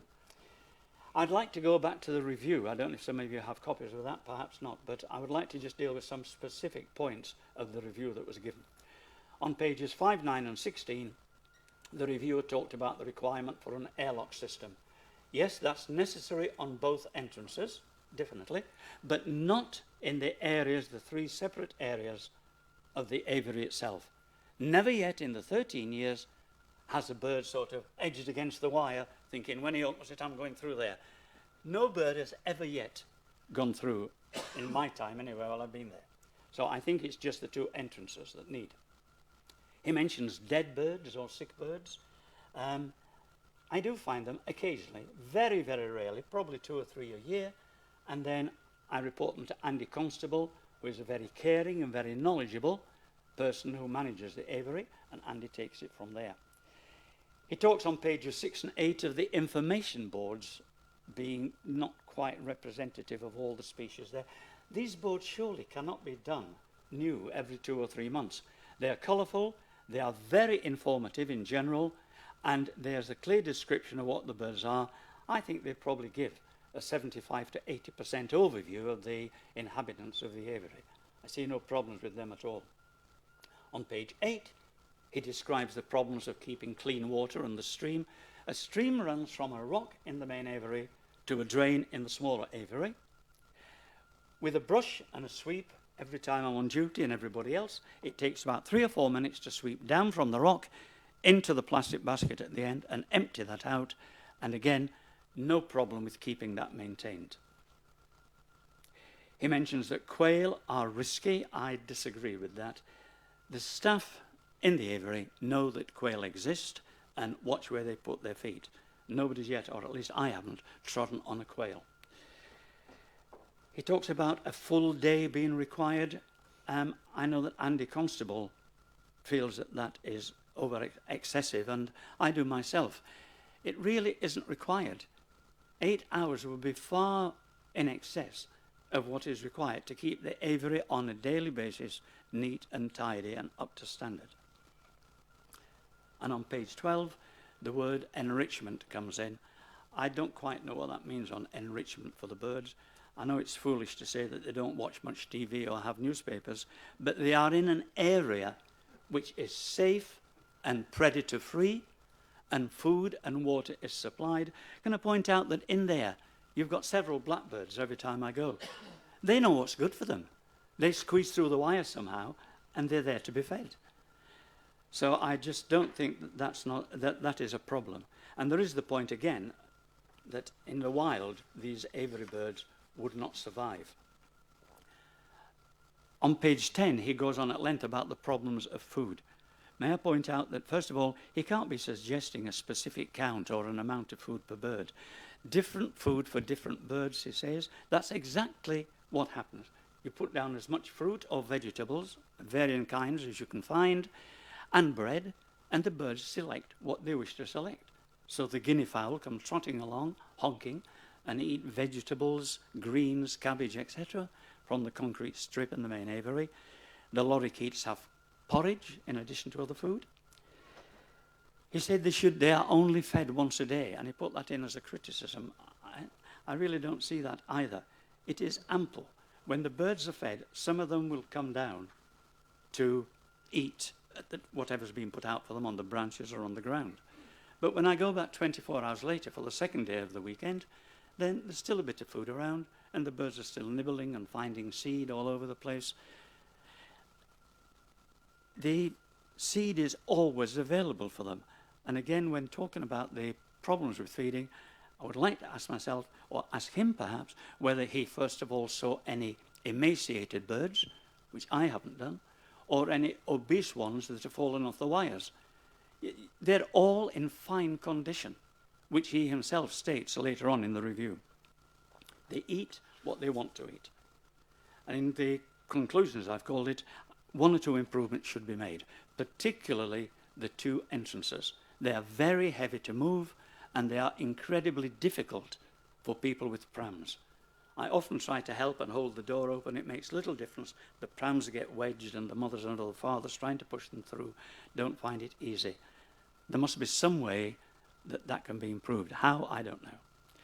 In addition to that, 1 or 2 areas like touches of paint here and there on the hoppers, concreting the ground underneath the hoppers to make it easier to hose down without leaving puddles.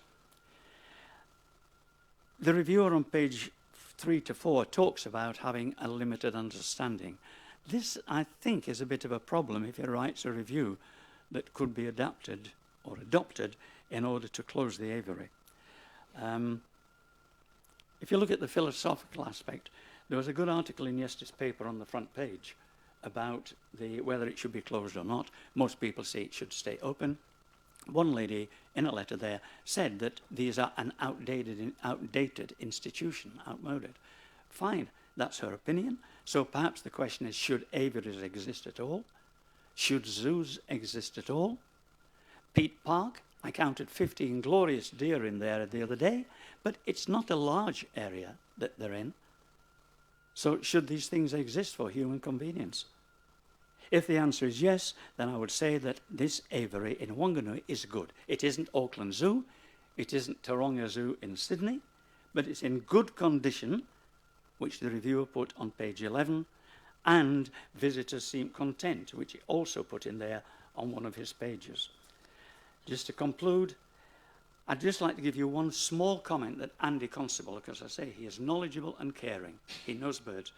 He told me a story last year of how he was walking along with a friend and they saw a dead bird. And the man said to him, "Oh, it's only a sparrow." And Andy said, I said to him, "But does the bird know it's only a sparrow?" And it's a small thing, but I think it's a lovely touch, that. And that's Andy, and he does care for the birds and looks after them.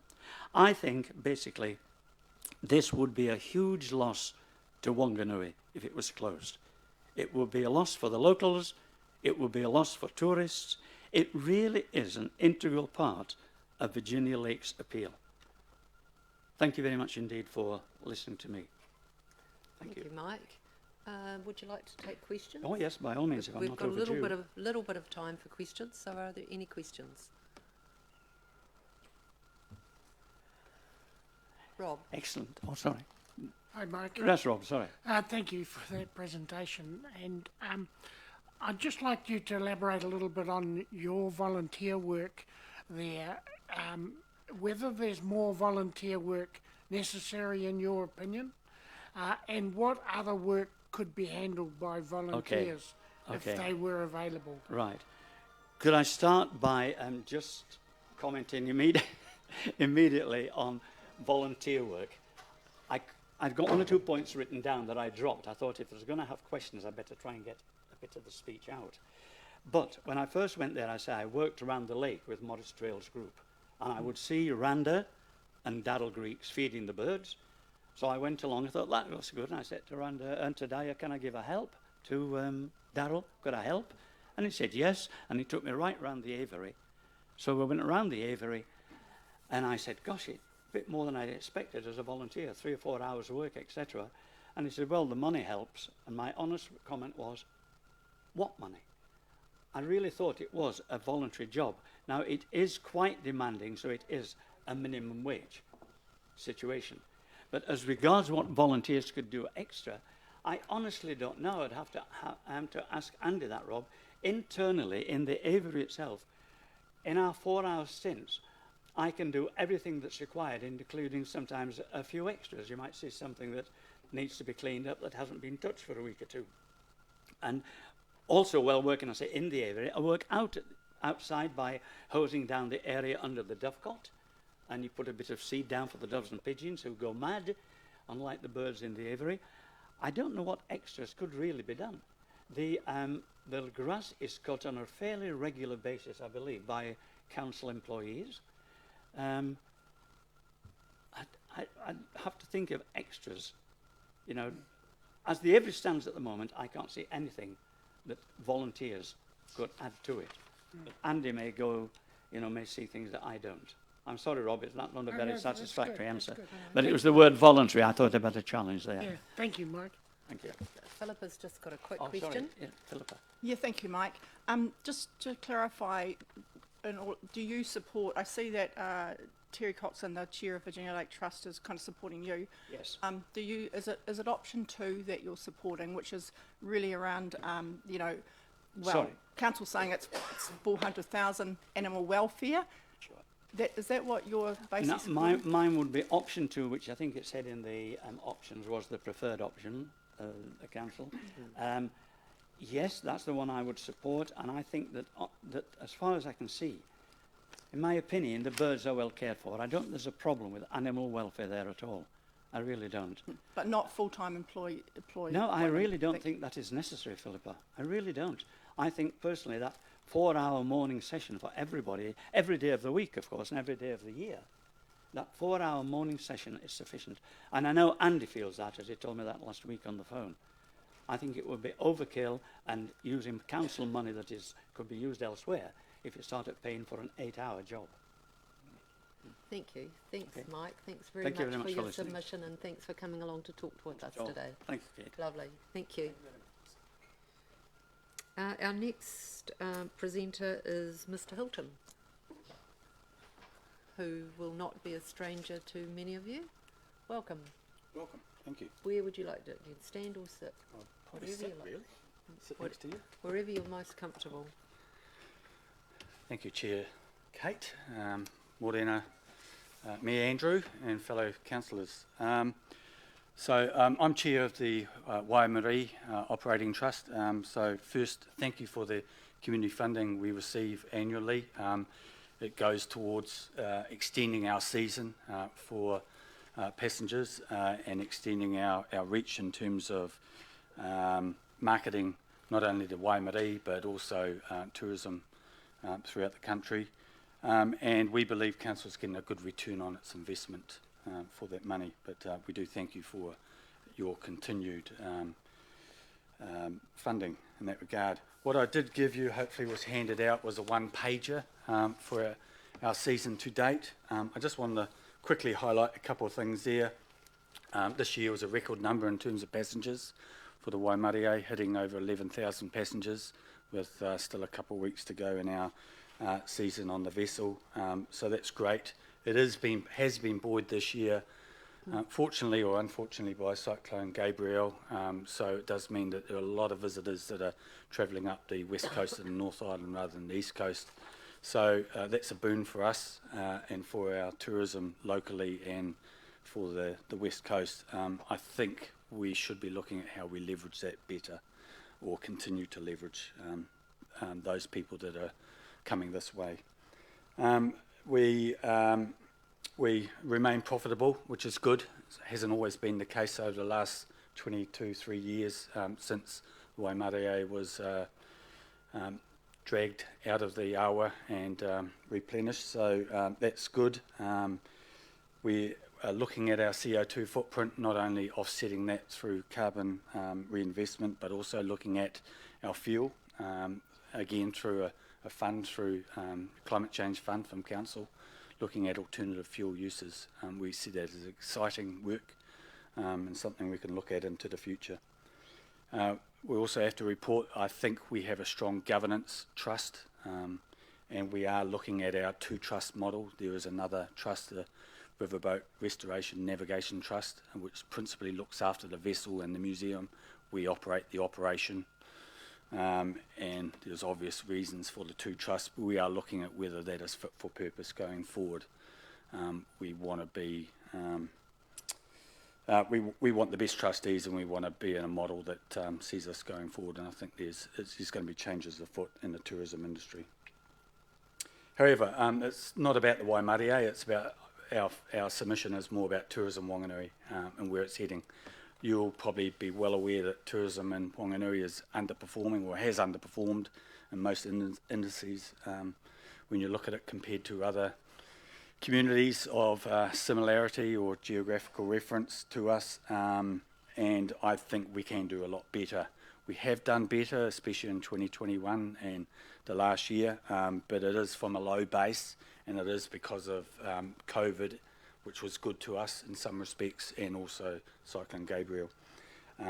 So in that vein, I, as funders for tourism and pushing tourism and things like that, I just think that we do need to get a more collaborative approach in terms of tourism. If we talk to tourism operators, they do work a lot individually. It is not a collected industry. It does need to and should be more collected than what it is. Also, the last thing is I see you're having a look at a makeover of the leading edge strategy. later in the year. I think that's great. I think it's timely. And I think some of that tourism, I'd love to see that flow through to the leading edge strategy, and that strategy to be more community focused and be more community understood and wed to. But so we'd love to be part of some of those focus groups that look at reviewing the leading edge strategy. So happy to take questions, Chair. Thank you. Philippa. Yeah, thanks, Stuart, for your full submission in this paper, and congratulations to Waimarie Operating Trust on, some really good work. Just two questions, really. I could have found the detail, but I didn't quite. Could you remind us of what the Whanganui District Council ratepayer contribution is? Is it 60,000? 65,000. 65, yes. Thank you. And two is around tourism and the main point you make. So who do you think should be leading that? Is it council? Is it Whanganui Partners? Well, we all have a role to play, and both council and Whanganui Partners are pivotal. Council in terms of leadership, Whanganui Partners in terms of delivery on behalf of the ratepayers. So I think it should be in total. There is a destination plan, 2020-2030, but if you went out to any tourism operator, I'm not sure they'd know what's in that plan or wed to it and where they fit. Certainly there's some great work happening because it's focused on the awa and naturally Te Awa Te Pua, and which is great, but there are other conjoined opportunities that I think need to be pushed along. So I'm not here to say this or that, but it's a whole collective, and we're putting a hand up. We need to be party to that, but it just needs to be more joined up would be my emphasis. Thank you. Thank you. Rob? Yeah. Thank you, Stuart, and thank you for the trust for what it contributes to Whanganui. It's good to see you had a record season, and that the a 4.5-star rating on TripAdvisor I think is quite good. The question I'd like to ask you is about your comments about on here about the CO2 emissions and trying to reduce that. Can you just elaborate on a little on what actions the Trust sees itself taking to reduce carbon emissions? So we're investing in planting on the awa as an offset. So we've been doing that for the last 2 years. But we see ourselves, I mean, there's no secret the fact we're coal-fired, and we know what our footprint is.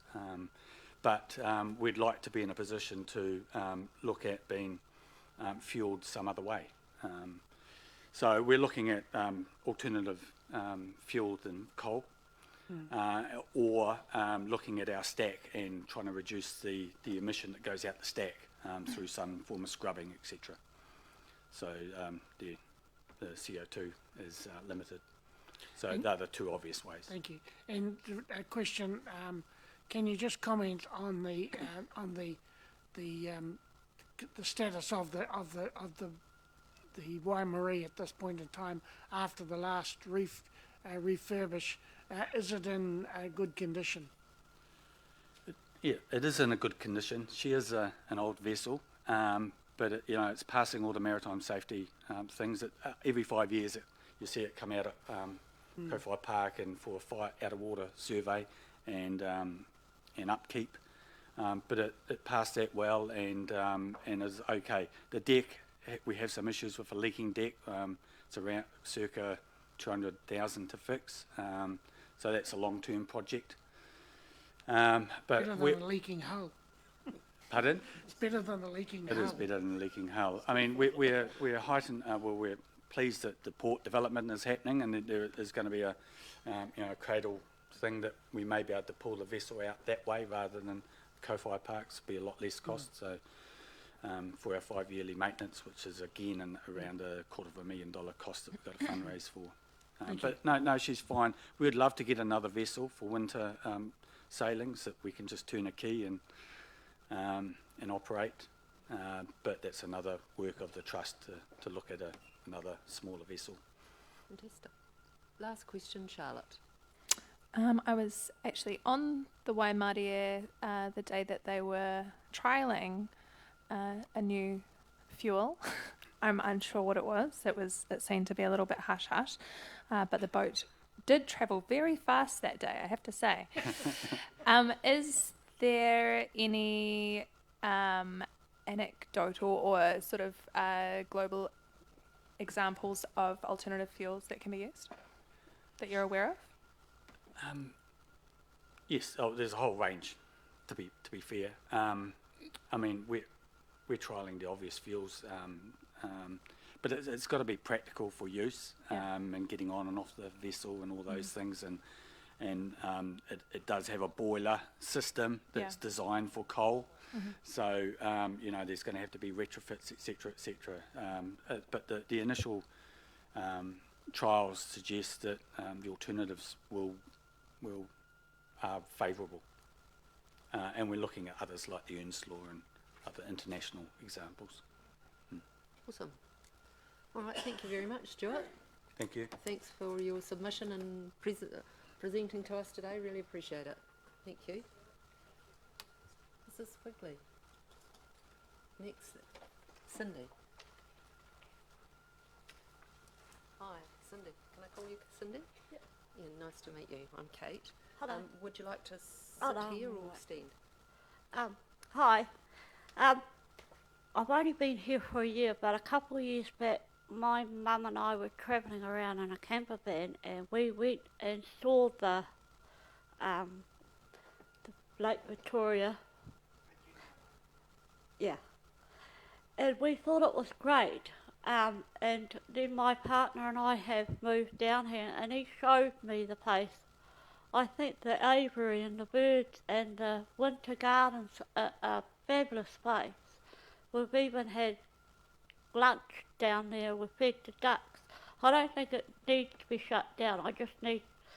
The birds look well looked after, and I think they just need to be upgraded and stuff like, and just keep it going, because I see a lot of cars going there all the time. Sometimes when we go there, I can't even find a car park, because I do have a vehicle now, and I can't even find a park for my own vehicle to park down there, and I love walking around there, even though the geese sometimes chase you. But yeah, I wouldn't close it down at all. I would just put a bit of money to fix things up, because the birds are well looked after. Thank you, that's all. Thank you. Cindy, would you mind taking questions? Yep. Yeah. Does anybody have a question for Cindy? Glenda and then Josh. Thanks, Cindy, for coming and speaking to us about that. I think we all agree that it's a really lovely place to have a walk around. Yeah. So when you say just needs a little bit of money to do it up, are you meaning just the structure itself? Yeah, the aviary might need to be a bit more fixed up, but the birds are well looked after. I love going in there. It's great. Thank you. Yep. Thanks. Josh? No. Thank you. Okay. Must have been the same question. Thank you very much for Thank your you. submission, and thanks for presenting to us today. Really appreciate it. Thank you. Let's move on to our next presenter is Mr. Jonas. Danny from Sport Whanganui. You're very welcome to stand at the lectern. I'll sit next to you, Kate, if that's okay. Sit down, absolutely. Morning, tēnā koutou katoa, ko Danny Jonas Taukungawa, Chief Executive of Sport Whanganui. Madam Chair Kate, Worship the Mayor Andrew, elected members, thank you for the opportunity to talk to our submission. I will follow script because I am normally go off script and don't want to waste my 10 minutes. You might have been a bit nervous. I do like the setting. It is very good. nice. Not quite so daunting perhaps for some, but yeah, it is a little bit different to be on this side, but I'm very happy to be on this side, thank you. Could I start off with just the document, the community consultation document for the annual plan 2023-2024, and a comment from Mayor Andrew, acknowledging obviously the tough environment that we're in, and as councillors, the tough job you have to do to go through line item by line item. So I'd just like to acknowledge that which leads me into around the first part of the submission around the bird aviary. I'm going to take that as read. I do have one comment, and is along the lines of, it would appear that you've been through quite a robust consultation process, and this seems to have come very late in the piece. So it appears that it's come in a process that is outside of the process that you've followed. However, that is a comment, and it leads me into how line item by line item that what's been decided to date, it sits outside that. So what I'm really saying is, where did it come from, and why is it being considered, and the subsequent decisions that were made as per Andrew mentioned in his line item by line item. It seems to be sitting outside. However, looking ahead, again, our submission was based on ultimately the divestment in the sport, play and active recreation space. But I would like to just come back to the very start around appreciating the time that has gone into, as elected members, to get those identified areas of money that needs to be either removed or deferred. We'd like to commend the council in developing a very comprehensive plan. The draft annual plan clearly outlines the realities and the constraints that have shaped this document, and we appreciate the difficult decisions made in the face of what that is likely to be a very challenging year for us all. And as I mentioned, we are little concerned around the divestment in the sport and recreation space. We believe it is critical for a council to be proactive about enabling community wellbeing, participation in physical activity through sport, active recreation and play. And we know that these play a massive part in mental and social health benefits to our community. We ask the council to continue to be committed to physical activity as a vehicle for community wellbeing, and this is clearly outlined in the 2022 Open Spaces and Physical Activity Strategy, which is your strategy. For this reason, it is disappointing to see the significant proposed cuts to the key enablers of this sector within our community, including the sports facilities funding, the partnership with Sport Whanganui, and the investment in the accessible playgrounds. Could also just take this opportunity, just for clarity, that the $60,000 that has been identified as being reduced to Sport Whanganui, in fact, has been eliminated. There was no more than 60,000. It was the total amount. I'm not here begging by any stretch of the imagination. It's important as an organisation that we advocate for our community in that sport and rec and play, and to remind the council around the four well-beings. And we all know how important sport and recreation and play for our community. Thank you. Thanks, Denny. Questions? I can see Rob's light on at the back. Thank you. Thank you, Danny. I appreciate the concerns that must be around the officers of Sport Whanganui about that reduction, as it's termed. What I'd like to ask you is, what, in your opinion, service did Sport Whanganui provide for that $60,000? Does it need to be replaced, and who is going to do it? So I guess the bit I missed out, Rob, was with that elimination of that 60,000, you have a strategy that has no one to drive it or implement it. So to answer your question, the 60,000 was partly around looking to implement council strategy. Yes. Can you just elaborate a little bit on the work that was performed in the budget in this last financial year? Probably not in detail, but I guess there's a number of projects that happen outside of the scope. An example could be consultation with the Springvale Park users, which seems to be an ongoing piece of work. There are the playground, the bike park, that was community-led by a number of local organisations. So pieces of work that sit outside the overall key piece around that strategy, Rob, that's just yet to be implemented. And perhaps you might comment on Hoop Nation. I think that was a Sport Whanganui initiative. I couldn't claim Hoop Nation, no, other than the fact that we live right next door to the stadiums. But the Springvale hub, we've been there for 4 years. It is a hive of activity. And when we throw in our Freedom Campers, there's lots going on in Springvale Park. But I do look at the bike park as an example again, and there is usage there all day, every day. Thank you. Thanks, Rob. Philippa.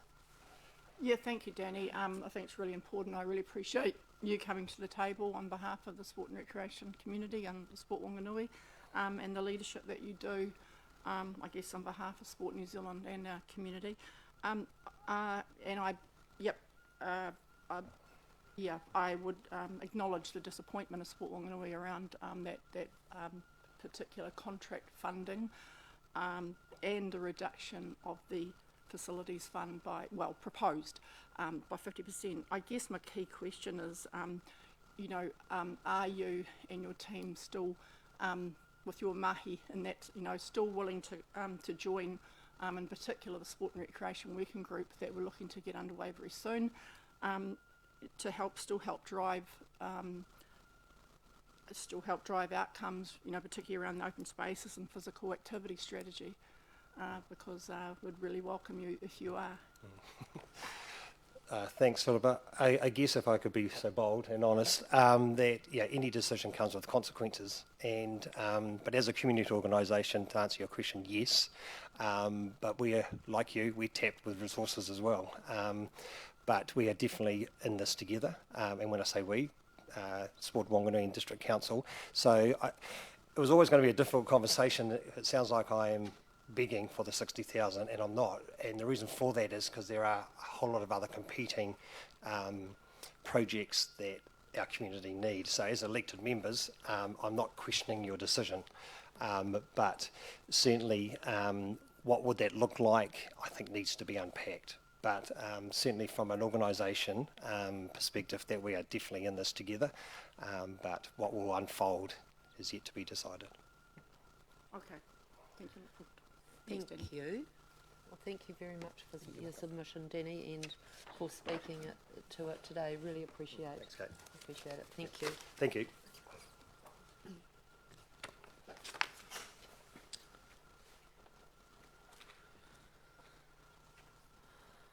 All right. Our next submitter is via Zoom, I understand. How are we going?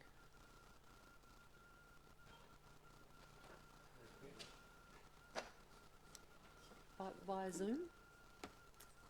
Yep. So we'll just pause for a moment.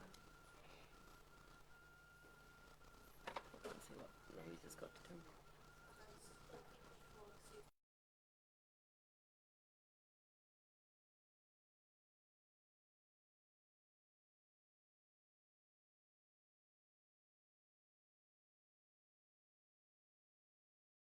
Zooming in. Okay, and you're here in support. Correct. Wonderful. Lovely to have you. Thank you. Please have a seat, and we'll wait while the technology catches up with us.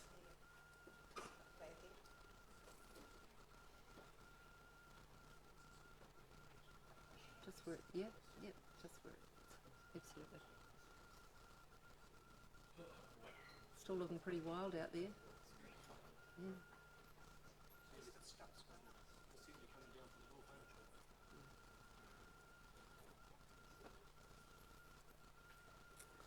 How are we going? Oh, okay. So Mr. Newell, who's doing the presentation, is not in the waiting room, the Zoom waiting room, so we might move on to the next submitter if Mr. Gates is in the room. Mr. Gates. Hello, Colin, please come up. Thank you for coming. Over here, please. So you've got the option of either standing here or sitting down next to me, wherever you'd feel most comfortable. Thank you for coming in. Please have a seat.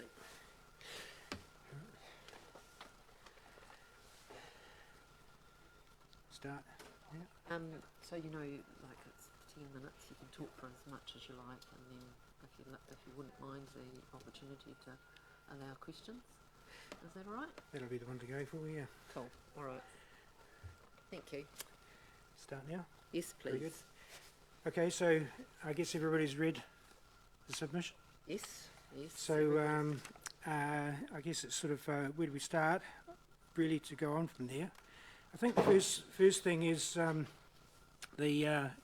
my personal experience on this, the mismatch between the district plan and the NZTA one network road classification is probably the first place to start, because I know that, so I'm dealing with Manuka Street and Cross Street, but I know in Cross Street, probably about 1998, because the guy that was dealing with it was sitting at the desk in front of me, the priorities got changed on Moston Peruri, Cross Street, from being straight through from Peruri into Cross Street, in other words, that was the arterial, to Moston Road being the arterial. There's an aerial photograph of 1986 that shows a give way sign on Moston Road, both sides, and 2004 there's another one. There are others, but these are the only ones I could get at. The priority's been changed, and there's a stop sign on Peru Street to Moston. So the priority got changed then. It's about 1998, it was before we went to PS, went to Opus. So, but it's still on the one network roading classification. Cross Street is still an arterial, and that is we did a little bit of exercise about a year or so ago, and it's come up before several times over the years, that you say, oh, you know, we want to put some traffic calming, or people are asking for traffic calming in Cross Street. So the network people look at this thing, oh, it's an arterial, can't do that. They don't, you know, NZTA won't support traffic calming and what have you on arterial roads. Well, it's not an arterial. The district plan has Moston Road, Peruri stopping at Moston Road, and Moston Road is the arterial, or secondary, main secondary or something like that. And then the other arterial route, if you like, or local arterial, is Heads Road, of course. So Cross Street is kind of suffering, if you like, from the wrong sort of classification. So you can't, sort of safety measures and traffic calming measures and things like that aren't able to be put in place because of the wrong classifications. It sort of stops just. The last time I talked to somebody, I think it was David Lane, he said, oh, it's a arterial. Conversation stops there, sort of thing, really. The other one is, so what we're trying to do at Cross Street, or what I'd like to do at Cross Street, some ideas, talking to the locals, is to get some traffic calming in there. And I talked to the people at Tupaho, Tupukura, I think his name. And he was quite keen on getting some traffic calming, and things sort of stopped because of these, you know, can't put speed bumps in and all this sort of stuff because of the classification. The other activity that we're sort of looking at as well is the Mill Road, Manuka Street access into Castlecliff is becoming sort of the priority route really for everybody, and yet it's you know, grossly kind of under designed, or was not. It hasn't been designed. It's basically a farm track that suddenly got connected to an arterial road, and it's stayed that way really for 22 years. When Mill Road got put in, everybody knew that it was going to connect with Manuka Street because that was right in front, and there was sort of like a dirt track put in there, which was maintained as well, it wasn't maintained actually. It was pretty rough, and a lot of the trucks, then the Jurgens had ETL trucks going there for a distribution sort of store, I guess. They wouldn't use the that little piece of Mill Road that wasn't formed because it was too hard on the tyres. Bits of concrete, bits of steel sticking out, and all sorts of things like that. So they would come up Manuka Street and Polson, and sort of problems going on there. So it's sort of like a dysfunction sort of going on in the access routes to Castlecliff. Mostyn Road itself, between Fleury and Heads Road, could also do with a little bit of upgrading, but I guess it's kind of okay. It wasn't until I walked down there putting some leaflets out to people for a public consultation meeting that we were going to have at the Tupaho that I realised just how rough the booms and things are on Manuka Street. It's sort of people have got stepping stones and things like that, dealing with the muddy sort of water and everything. So, but the road's holding up, so I guess it's a matter of priorities.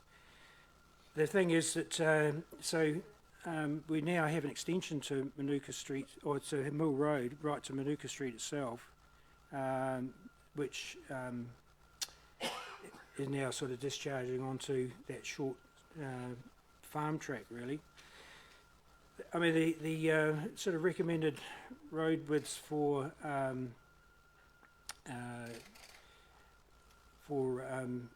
sort of urban roading, if you like, which is what that's becoming there, is about 7 metres, 2, 3.5 metre lanes. It needs a little bit of a shoulder, maybe 1 metre or so. So it's about 9 metres. Well, that little short stretch from Mill Road to Polson is only 5, with a bit of extension of some edge brake repairs that have been done. So it's quite narrow, and people, it's quite a few people cycle that way now. The Navman takes you that way, if you're coming in from the north and going to where, to sort of Castlecliff to the beach, whatever, your Navman will take you that way. So it's a sort of, a lot of people are just, going that way, quite a few cars.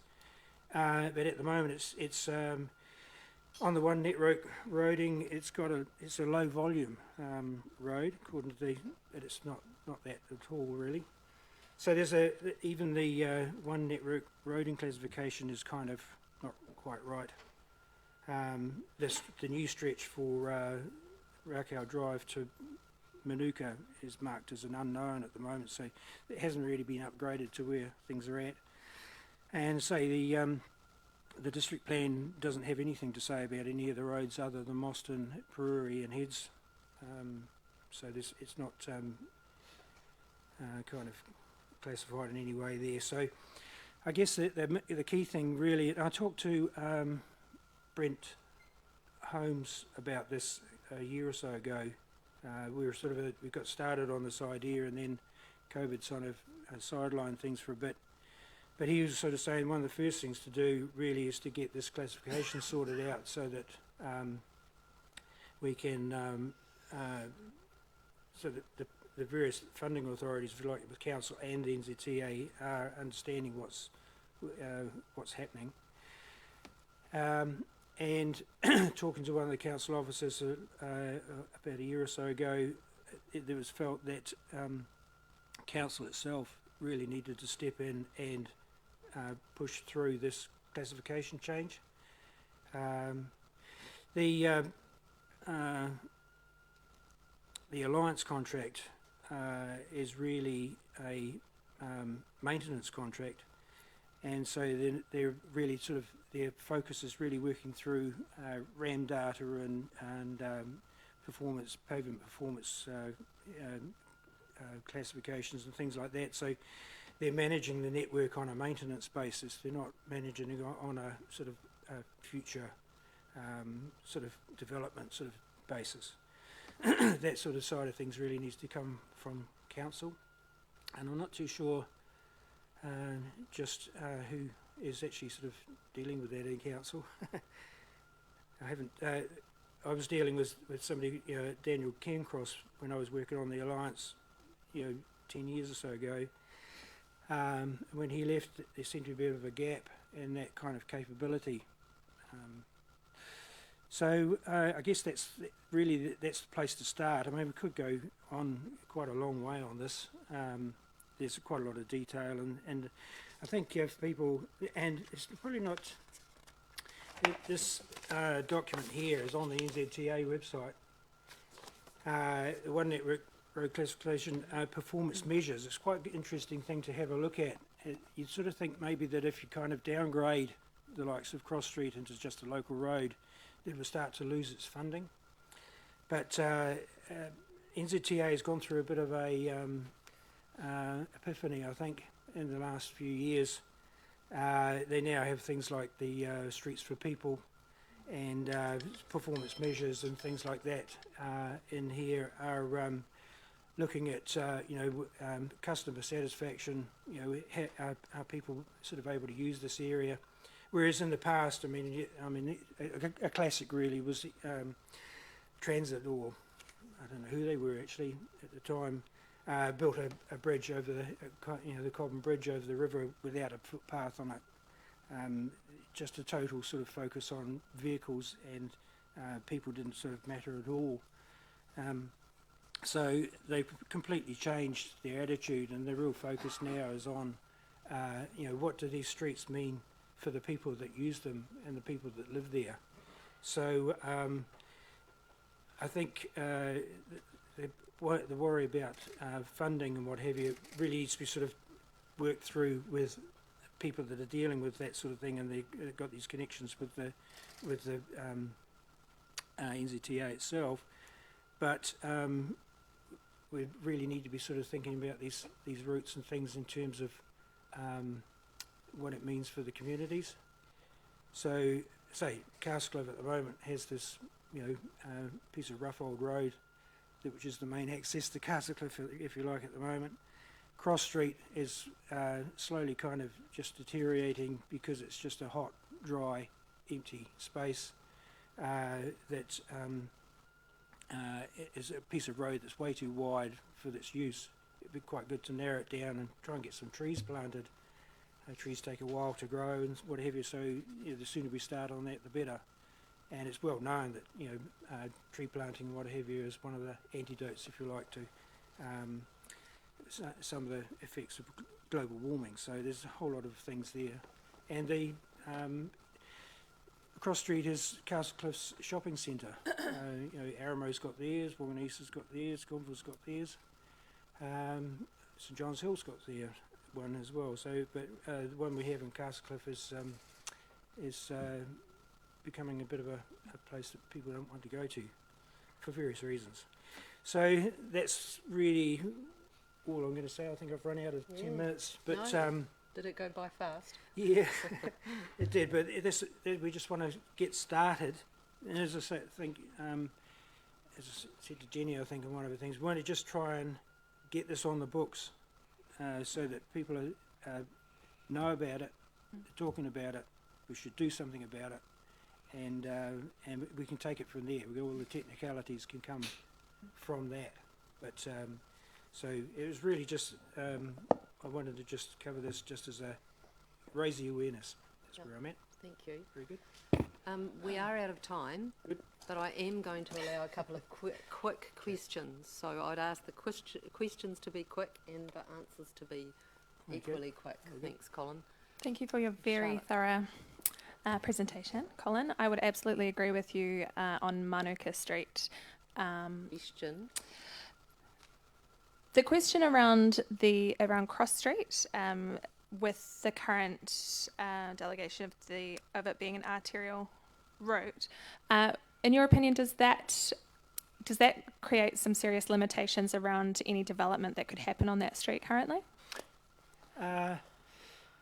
No, I think it's stopping a change of use. It's making it a road for people to just. It's got a classification for people to drive, connect, to go from one place to the other, rather than people to go to. It needs to become a destination and not a through route. So that would be the development sort of ideas, if you like, is affecting. Sorry, just to clarify. So does, with it currently being an arterial route, does that stop any particular changes happening to the infrastructure on the street, the roading infrastructure? Is there any roadblocks because of its current title as an arterial route? I guess, yeah. It's probably a question for the officers in terms of when we get to deliberation, so we might just park that. Sure down. thing. Charlotte, thank you. Ross. Yeah. Hello, Colin. Nice to see you. I'm just going straight to your submission, ones you haven't spoken to. You're one of the very few to submit that closure of the aviary is a preferred option. I'd like to ask you why you feel the closure of the aviary should be the preferred option.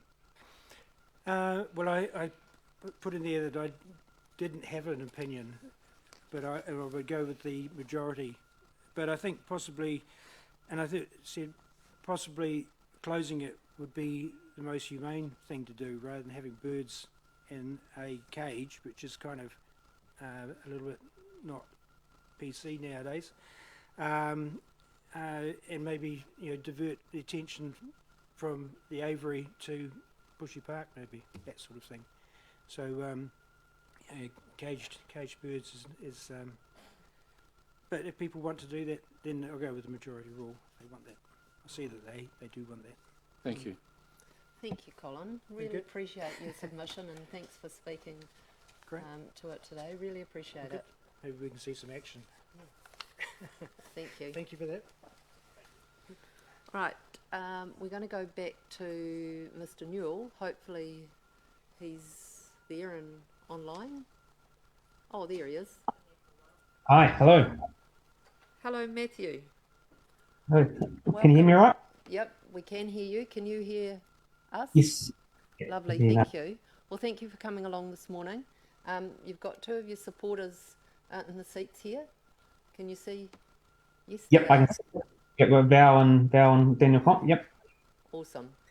So if you'd like to speak, and you've got 10 minutes, and if you want to allow a little bit of time at the end for questions, the floor is yours. Sweet. I think from my understanding, most of you guys have received a copy of our submission, our business case. We have. Have you got? Yep. Yes. So yeah, obviously most of my submission today is obviously outlined in that business case. A little bit similar to what we did a couple of years ago. But yeah, so as a club, obviously we have a community contract with the council to provide a lifeguarding service at Castlecliff and Karakia Beach.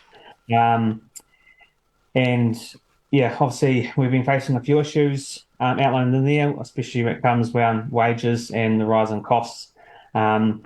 So I was actually shocked myself, actually reading through the figures of how much minimum wage has gone up in the last couple of years. It's gone up $5 an hour since our last submission.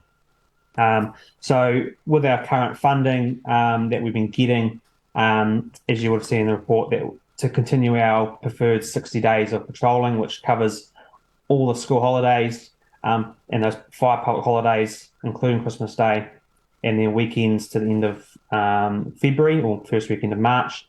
That's usually when the weather starts cooling down. So yeah, with our current funding, we just can't provide that 60 days. We won't have enough money to cover that. But probably the more bigger issue that we have is having our wages be competitive with what's happening around. So we're part of the Central region, and quite a few of the clubs, all in Wellington, Kapiti, Hawke's Bay, moving that way, are all paying living wage. We'll say they were paying living wage, but Surf Life Saving New Zealand, who is the body we work under, they are putting a sort of blanket rule in that they are going to pay, all their beaches that they run will be starting with living wage, because it's unfair for someone working in Wellington to get paid living wage than someone working up two beaches up the coast get paid minimum wage. And as you guys were aware, with like the Splash Centre, there's a shortage of lifeguards around, so we've got to do everything we can to get enough lifeguards, but also have good quality and professional lifeguards for us to provide our job and prevent drownings. Yes, and not only Surf Life Saving, but there's a lot of employers around town that are paying living wage. A lot of our employees that we get to provide that service are university students, so they've qualified during their school years, so they've just at the end of their school years and start university, so they need the money. We can't rely on volunteers anymore. We do provide volunteer hours on the beach, but we just, for that holiday period, we just cannot provide volunteers to provide and to ensure that there's no drownings on the beach. And then so the other issue we have is around administration. As you could imagine, we're running a business as such.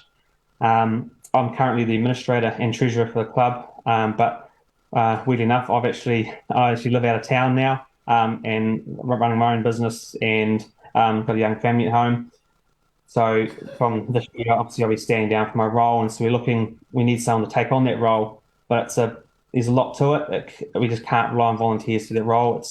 It's a lot of accountability, dealing with our council, we do a lot with the central government, with government funding there, and head office, Surf Life Saving New Zealand, employment contracts, police vetting. So it's quite a professional job, and has a lot of accountability to it. So it's a role that we can't rely on volunteers to do that job. And as you know, it's just people don't have the time to do it. And part of our community contract with the council, we have certain criteria to meet. And for us to ensure we meet those, we need to make sure someone's got the time and the skills to do that. So in the business case I outlined, it was $10,000 plus GST, and that portion is obviously to meet the community contract with the council. That obviously funding doesn't cover running the club to day-to-day basis type of thing. We will try and source funding elsewhere to provide funding to cover other areas of the club, but obviously we can't, funding's tight. We need enough money to cover that portion to ensure we can meet your requirements. But yeah, if you've read through the report, it pretty much outlines everything. So I think we go straight to questions, really. There'll be a few questions. And then there's also an addition to that business case regarding the proposal to the long-term plan. So if you've got any questions of around the building and where that's heading, I'm happy to answer those. Right, thanks, Matthew. Questions? Philippa. Thank you, Matthew. Excellent submission. Thank you for all the work you and your club do. I'll probably cut to the chase a bit. So what I'm kind of seeing in total, you're requesting an extra $48,000 from what I can see, $28,000 in wages to meet. $28,000 extra in wages from the community contract you've already got, $10,000 for administration, part-time administration, and $10,000 around that business case. Is that correct? Yeah, and that submission, that business case submission, is obviously a one-off. Yes, I guess I'm just going. Look, I've actually just kind of gone into Surf Life Saving New Zealand. Just a couple of things. One, I note they don't have us down as a territorial authority, which is kind of interesting. But I do see the club sitting in there in that central region. I'm just, there's a level of what government-wise, Surf Life Saving New Zealand, what actual other support or financial support do they provide, and what other funders have you considered? Other funders? I mean, I'm going to their financial consolidated statement. I mean, they have nearly $7 million in cash and cash equivalents in their last annual report, and I just wonder, it just seems to me, it's our beaches. Obviously, we've got a lot of, we have a responsibility as a council, but this is a government and Surf Life Saving New Zealand responsibility too. Do they contribute financially at all? Yeah, so obviously we are an independent club as such. We're just affiliated with Surf Life Saving New Zealand, who provide our qualifications and all our support and stuff. So yes, there is financial support. 2 years ago, 2 or 3 years ago, the Surf Life Saving New Zealand received central government funding to cover some operational costs. I think it was about $9.5 million. So $5 million of that goes into operational costs for the clubs.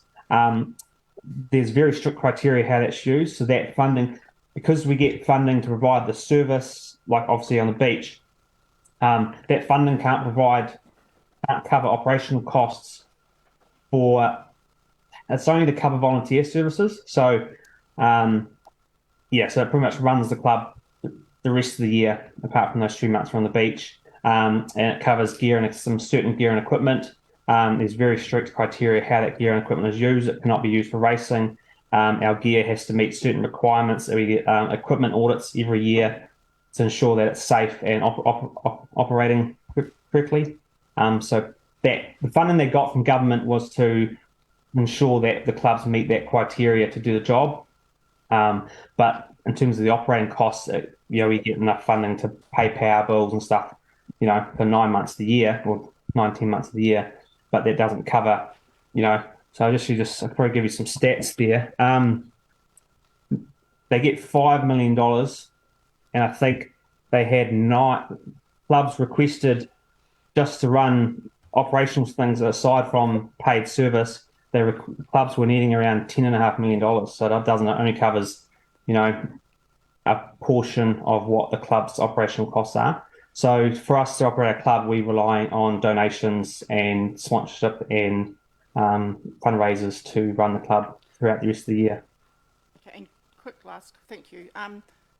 Do you go into many other organisations to get funding and for equipment, etc., that might reduce your operational costs, for example, for regions and Yes. CT? Yes, we have done quite a few funding applications recently, especially on our junior surf program.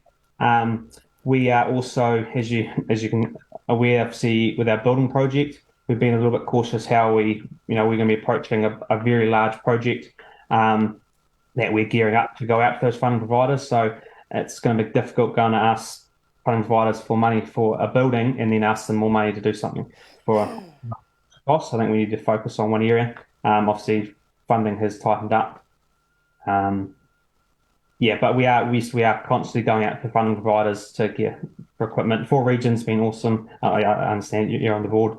They've supported us very well with our ATVs and some other equipment they've got us over the years. Councillor Rob, you've got a question? Thank you, Matthew. Looking at your proposal here, I see that you're asking the Whanganui Council for an additional 28,000 plus a 10,000 for preparing a business case to the long-term plan. Can you give us some more detail of what 10,000 why 10,000 would be needed to provide such a proposal? Yes, yeah. So, a bit of background. Obviously, we've been trying to repair the club for many years. Had a few hurdles over time, and then from the advice from other clubs and Surf Lifestyle New Zealand, we went and got a feasibility study done, which deemed the building not to be feasible to refurbish and recommended a new build. So we have been working closely with some of the council and some of their staff regarding how the coastal action plan is working down at the beach and how that could affect our building. But in terms, we obviously understand that Duncan Pavilion is might be getting demolished in the future. So we've had the calls for, if we're building a new building, we should be looking at a combined building, combining community space, public toilets, and so creating a hub for Castlecliff on the beach there. And obviously to request to put a funding application into the council to the long-term plan, that obviously requires a comprehensive business case looking at all aspects, obviously how that will affect, what are the effects, what are the benefits. So that the idea that $10,000 is to engage with consultation and ensure we have all the reports and documentation we need to provide as much information we can to you guys at the long-term plan. So, if we come in, ask for some money for the building, so you can contribute to the building, this is outline what you get for it and what we're looking to provide. Okay. I note that you received $156,000 from central government for design and consenting. Yes. That seems quite a large amount of money. Are you spending that just on design and consenting, or is it going towards the building upgrade? There, design, consenting, and consultation. A lot. The queuing we had to get all the documentation, everything we need to get consented building plans was around $250,000. So we're about $100,000 short to get consented plans. There's a lot to hear, obviously, where we are on reserve, the geotech public consultation, which we are working in with the council and the Progress Castlecliff to include what our plans in the public consultation. We are short on, we're short on that funding. We are seeking funding elsewhere to cover those costs to get consented plans before we can put a shovel on the ground. We've come to the end of questions, Matthew, so thank you very much for your submission and presenting to that submission today. It's been really useful, thank you, and thank you to your supporters for coming along too. Thank you.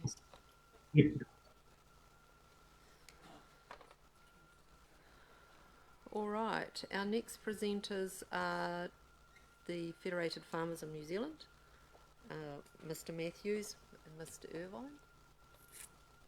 Tim and Robert, welcome. You've got the tough spot because they're getting hungry, but I'm sure we'll be fine. How would you like to? Do you want to just all sit along here? Got enough room? Yep. Robert, you could grab that mic up there if you want a separate mic, and then Tim, move yours along. Good afternoon, everybody. I'm Tim Matthews from Whanganui Federated Farmers. To my right is Robert Ervine. He was elected the new president of Whanganui Federated Farmers last week, so he's been thrown in the deep end. I'm probably going to do most of the talking today, but I thought it was a good opportunity for him to come along and see who the council is and probably see what questions you have for us. So we're going to try and keep our submission pretty concise, and I would like to have any questions that you have. So really, whipping through our submission, obviously rates is a cost for us. It's one of the ones that is pretty significant in our books. It's one of the ones that we can't escape, and most of you will probably be aware that we can't put our prices up to meet the extra costs that everybody else is facing in the community. We are price takers, so we're forced to accept what the freezing works, what the people that are buying our wool, what the milk payout is based on international exports. And so while we've been having reasonable returns in the last year or two, our expenses have gone up significantly. And the sort of cost increases that you people are looking for in running a council, ours have been exceeded by fuel, fertiliser. There's a whole range of things which are up to 30% in some cases. And so we are in a tightened financial position for most farmers, and so we're looking to maintain our incomes as much as we can by reducing our costs, and rates is an obvious one. So unlike many other submitters, we're actually asking you to do less, I guess, or more efficiently with what you've got. Rather than asking you for things, we're saying, look, be really businesslike about how you run this council. And so that's the comment in regard to rates.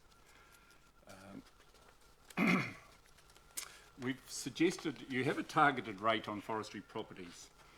It's ostensibly 150% of the farming rate. It's actually a little difficult to see in the annual plan because forestry doesn't actually appear, and in fact when you compare the rate on a farm with a forest, it appears to be, with the targeted rate added to the eroding rate, appears to be about twice what a farm might pay. In this case, you're not actually comparing apples with apples.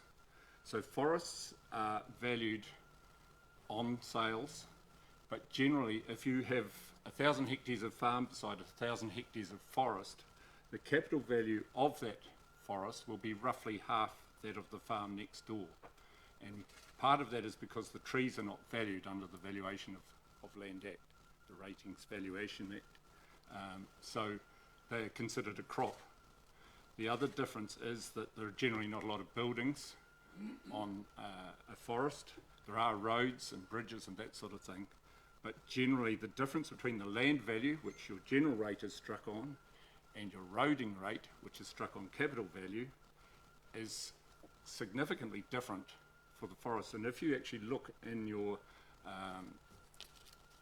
in the full version of the funding impact statement, page 16, there are actually no page numbers on that, which is a little unhelpful, but the last page of it gives you a comparison of rates. We'd like to see a whole range of rates. It's a very small comparison, but if you look at that, you'll find that there is a significant difference in the rates that are paid on forestry properties with similar size pastoral properties.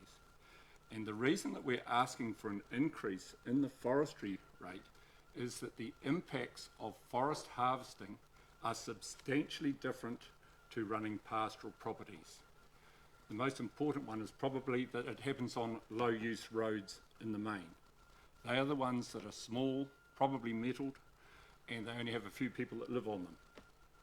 But the problem is that a forest can have something like 16 to 40 times the amount of product travelling along those same roads.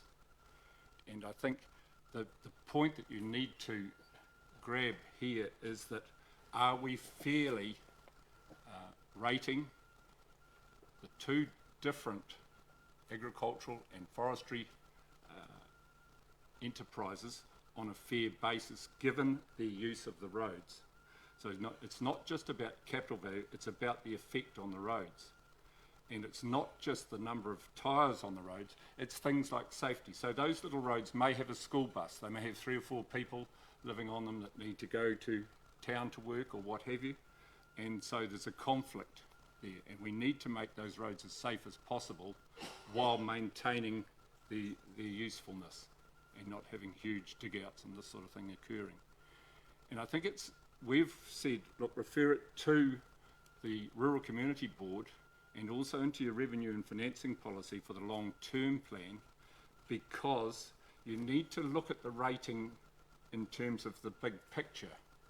And possibly foresters might prefer to be rated close to the harvest of their trees rather than every year, because they have very little income for 26, 27, 28 years. And maybe there's a way that we can make this fairer for everybody by using a slightly different rating system, but that has to be done through your revenue and financing policy. So it's an opportunity for the council to get together with all that might contribute, but mainly foresters, and together with farmers and also other people that are involved, and try and get a far better system that actually maintains these roads where there's a hell of a lot of timber coming off. Our next recommendation is, and it's around about clause 22 of our submission, is that homeless people, it's a problem. We've made a possibly novel suggestion that perhaps the big box retailers who compete with the Whanganui-owned retailers in town might contribute towards the cost of housing those sort of people as a bit of a social licence to do business in Whanganui when all of their profits head out of town. And so it's something that I think Whanganui and Partners or somebody like that might be able to explore with a view to perhaps being more of a positive exercise for these retailers to say, look, we're supporting Whanganui too, and that we can contribute in this way. It might work, it might not.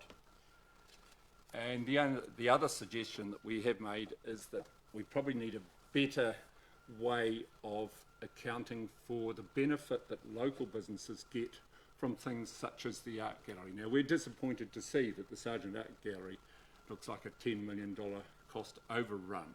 Now, there are other things in there, but it's the biggest item on your books for this annual plan round, and you need to find some way of profiting, shall we say, from that expenditure. And I'm just wondering, should we be looking at the businesses and the things that benefit from that expenditure and perhaps having a targeted rate that might redress the balance a little bit? I think we'll just leave it at that for now, unless there's anything you want to say, Robert, and open the floor to questions. Questions? Rob? Thank you, Tim. On paragraph 14, you say The council has a development contributions policy, however it does not cover forestry, and you're unaware of any financial contributions policy. While we have a targeted rate, pretty difficult for council, I think, to impose a financial contributions cost to that type of thing. Are you aware of any councils that actually have this policy of forestry blocks making a financial contribution?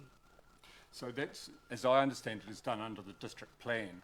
It's a quite separate process to the annual plan process, and it's commonly used where you're subdividing, for instance, sections, and you need to extend stormwater roading, those sort of things. Yeah, and we so do there, yeah. Forestry's a little different, but you don't know when somebody plants a forest what they're going to do with it, and that's another question for probably the Rural Community Board. Is we have huge swaths of the backcountry of Whanganui being converted to carbon forestry, which means that the trees may never be harvested, or they may be harvested because they've all been pruned as harvestable trees at some time in the future. At the moment, the money is saying just collect the carbon credits on it.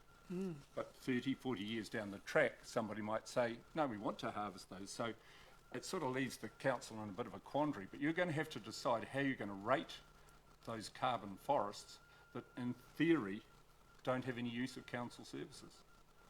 And it's a question that a lot of rural councils are having to face. And so I think you need to do some work on that in the next 12 months. I haven't really answered your question, but I don't think you can use financial contributions to enable forestry. And the point is that they're really wanting the roads 28 years after the forest is planted. Sure, there's a bit of use when they're being planted and tended, but that's a major crippling cost for the council, is when those roads are being run into the ground.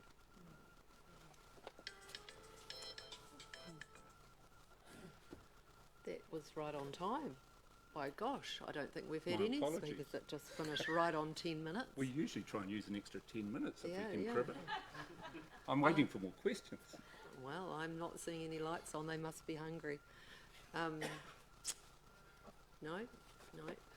I will ask you a question. Are you aware that council entered into a series of discussions with the forestry community to try and explore and understand many of the issues that you've spoken to us today? That was happened in the last couple of years. So I'm aware of a little bit, but I don't know how formal it's got, and I don't think Federated Farmers has been involved. And we have issues just as neighbours with these forests. So people that have got big pine trees on our boundaries are not too interested whether the fence falls over. Normally, if the fence falls over, the foresters are very keen to put up a new one when they plant little trees, because our stock can make a marvellous meal of those. But if they're going to be trees hanging around for 100 years and then they start to fall over, then what happens? Yeah. It's a real issue for a council. Yeah, it's not easy.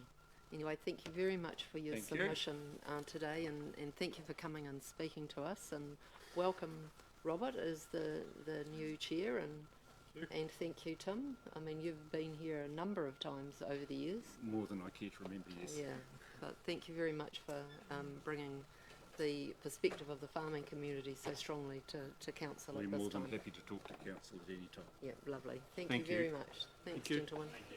Enjoy your lunch. Hope it's got some red meat. Yeah. Thank you. All right, team. How are we going for time? Yeah, we're just a little bit over time. The next speaker is scheduled for 1:20. So enjoy your lunch, and I look forward to you being back at 1:15.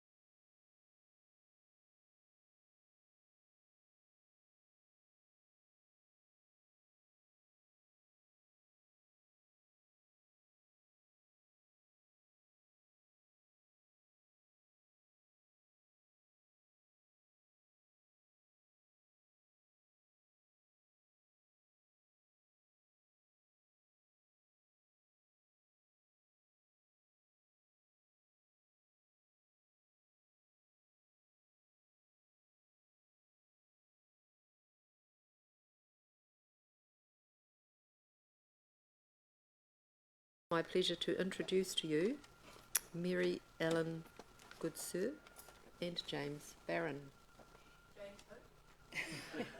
Oh, the cameraman.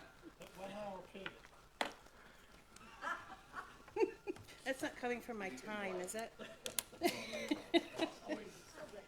Yes, it's not cutting into your time, and that's enough of that, you rowdy lot. It's the new configuration. It's more friendly. Kia ora, I'm Marion Goodsir, and I'm the chair for Progress Castlecliff. Oh, I didn't press the button. I'm presenting today with committee member James Barron. Progress Castlecliff is committed to learning more and adapting to the values of Te Puaha and Te Awa Tupua, with the idea that together we all move forward. That progress is achieved as a community. I think we can go. Do we have the clicker for the slides? It was here. Oh, right. Oh, okay. Together we all move forward. The progress is achieved as a community, not in competition, but in unity.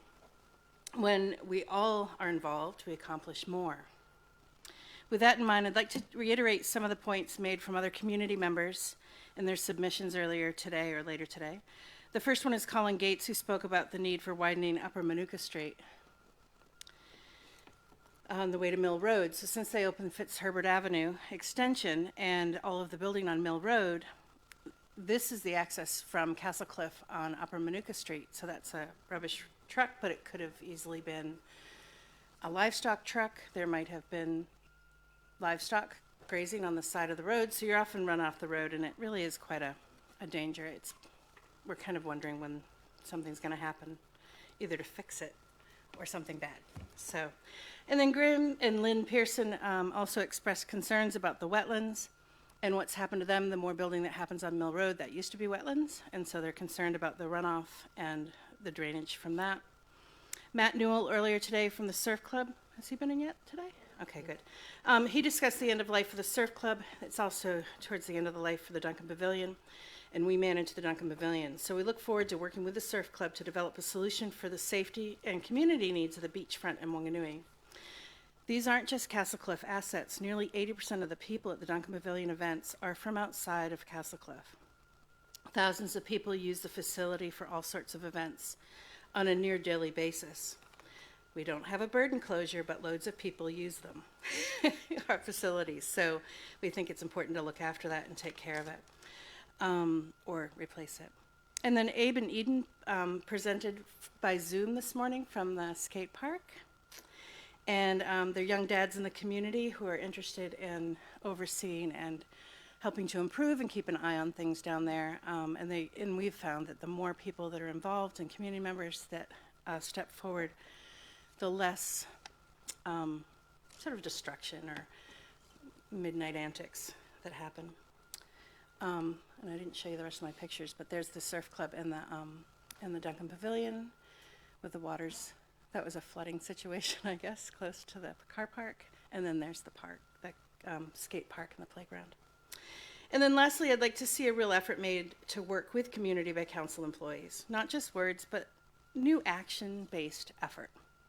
Working together to relieve the struggle on both sides, create positive experiences by showing up, creating opportunity and ownership within the community.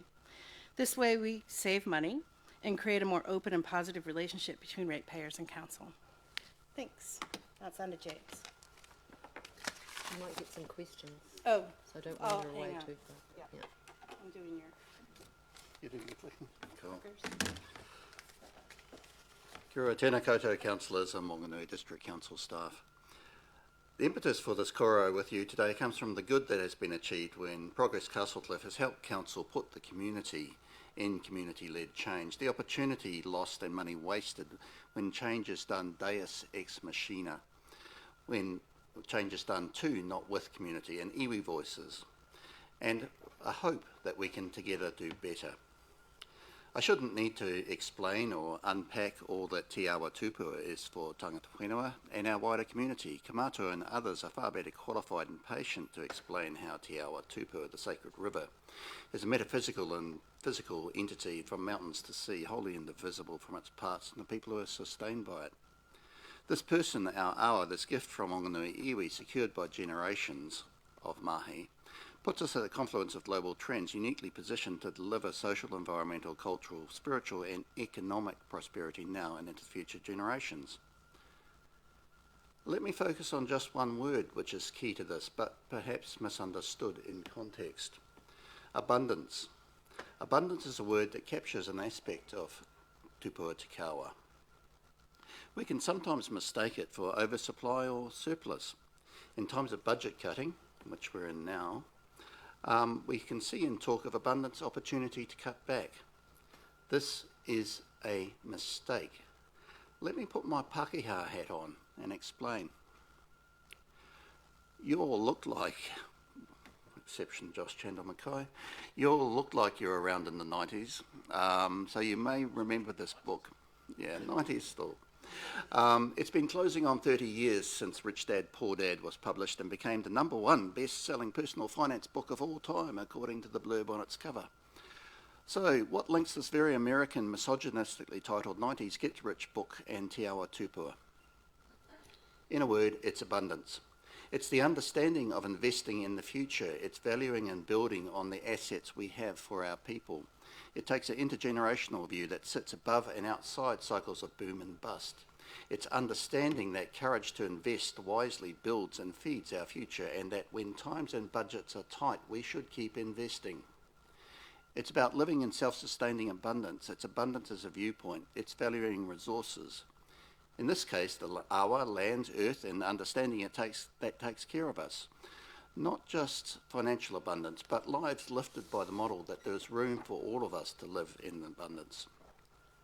Hey, I'm not suggesting this book as a guide to tupua te kawa. I am, however, saying that the Indigenous concept of abundance isn't one we can, must, or should leave at the marae gatepost. Nor is it one foreign to contemporary modern concepts of management and good governance. But as Horizon's submission basically says, Whanganui Council should maybe not be congratulating itself on the savings it can make out of delays Council itself has allowed to happen in things like climate action and coastal plans. Such is foolish and false economy. Rangiora Street looked like this 9 years ago. You recognise it now. I'm sure Charlotte does. This is community-led work. Council's funding was not a gift. Council's rates take from Castlecliff has doubled. Good ROI on the $350,000 Council invested, and reason to invest more. 2 kilometres up the coast is a small and ongoing example. Since the early 1900s, our unique dunes have developed a dune swell wetlands, man-made, dynamic and special environment that has become a habitat for rare fish. Those fish triggered Council's determination to do planting and improve the unnamed stream. Councils, for once, didn't just send the contractors in, but they gave us notice. They engaged with the community. Well, when I say engaged, it was initially more just an advice, but critically, the officers listened. And thank you. You know who you are, Scotty and Critzo. At Progress Castlecliff's suggestion, we all met on gumboots on the Swampy Reserve. Castlecliff Coast Care and local residents co-designed the planting plan with Horizons and WDC Parks. Naruru gave the watercourse a name, Waiwherowhero, which beautifully tells of its role in creating valued paru for hakiki dyeing. Council's initial idea was an ugly and expensive wire fence to protect the plantings from being nicked. That was horrific. Several in the community remarked, probably quite correctly, that the first thing that would happen would be the fence would be stolen, then the plants would go. Instead, what happened was a fraction of that money was spent on sausages. Let me explain. The sausages were barbecued up for the local school who came down and did the planting along with locals. Kamatua blessed it. Loved by community and blessed by Kamatua, the plants thrived and have not been nicked. This is how we do community-based change. Not being community engaged is risky and expensive. This planting at the head of Waiwherowhero stream is just the beginning, with councils intending work over several years to plant the bank of the stream to improve its flow and suitability as a habitat. Pending that, mechanical clearing is still needed. Sadly, no communication of that mechanical clearing came to Progress Castlecliff. or community. The diggers just came in. While the work was essential for the stream and was being done at the timing to actually upset the fish least, the public had no warning or explanation. All they saw was diggers and fish flapping on the muddy stream path. Complaints led to WDC at loggerheads with Horizons. Horizons came in and determined that a consent was needed. The whole work stopped. Money wasted, community left, and the community is left with a blocked and stagnant stream. Higher water table, increased local flood risk, and without the flowing stream that they need to breed, few if any of the fish are breeding. That's just stupid, and that's what happens when we don't work, when we're not given the opportunity to work together. There's many more stories of community-led projects we could share, but I'll end on this note today. Community-led change is smart, cost-effective and an agile way of doing change, of putting projects in. Community engagement and leadership takes vision and demands trust, but delivers amazing and sustainable outcomes. Progress Castlecliff seeks partnership and community-led change. Do you?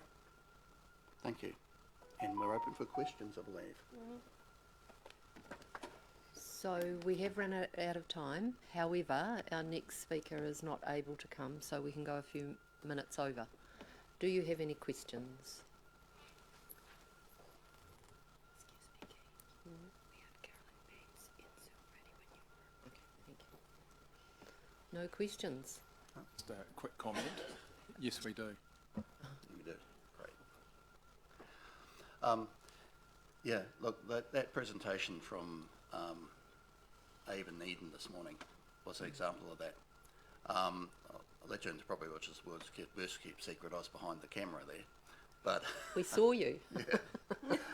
But the point is, they came to us.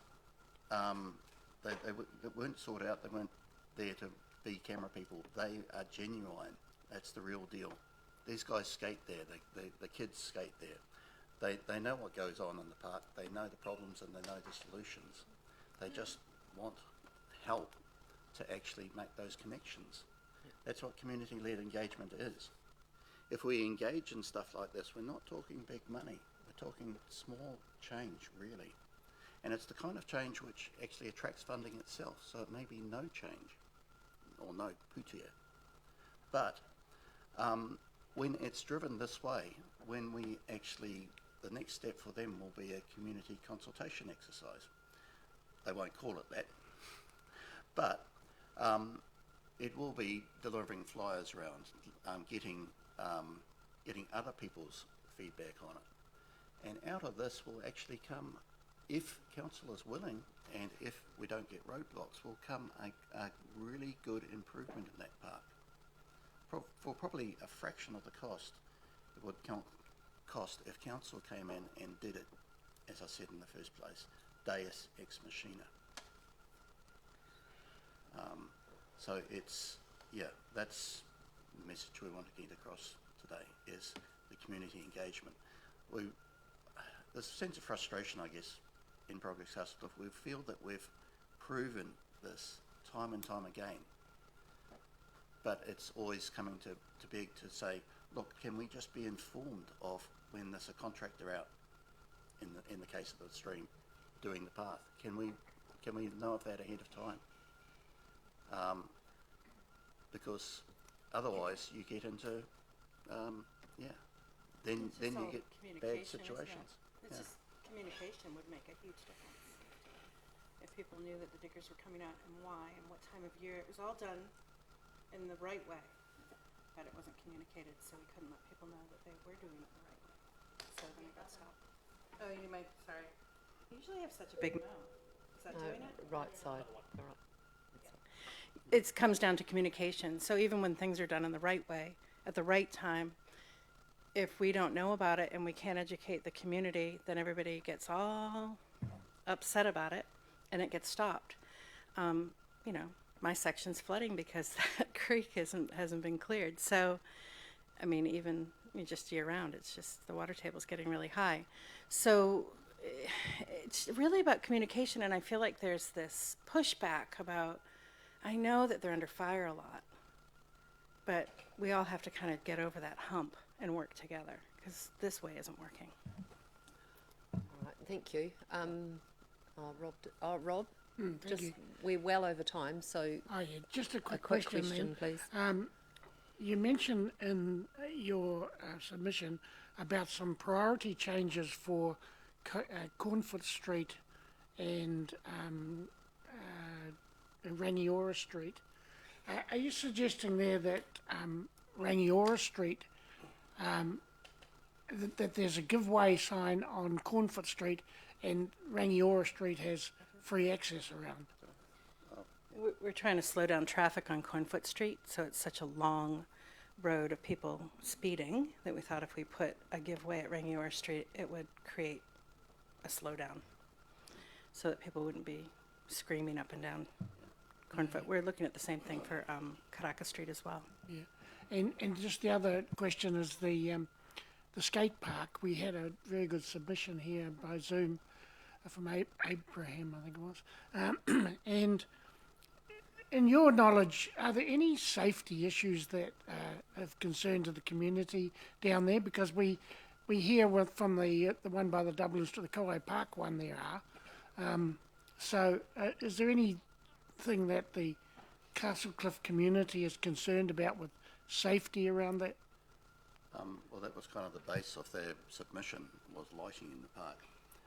Not just lighting for, lighting which gives enough view to be able to skate later is one type of lighting, but basically there are no street lights in the park. It's a dark hole at night. That's not cool. And if we wonder why stuff goes on like those benches getting smashed and stuff, that's a good part of the answer. Yeah, I'm probably talking about behavioural issues like has been reported with the other one. Is there any concerns about that? You mean the kids acting up in a playground? Yeah. I don't know if that's ever been solved. No. I mean, I think kids act up on playgrounds.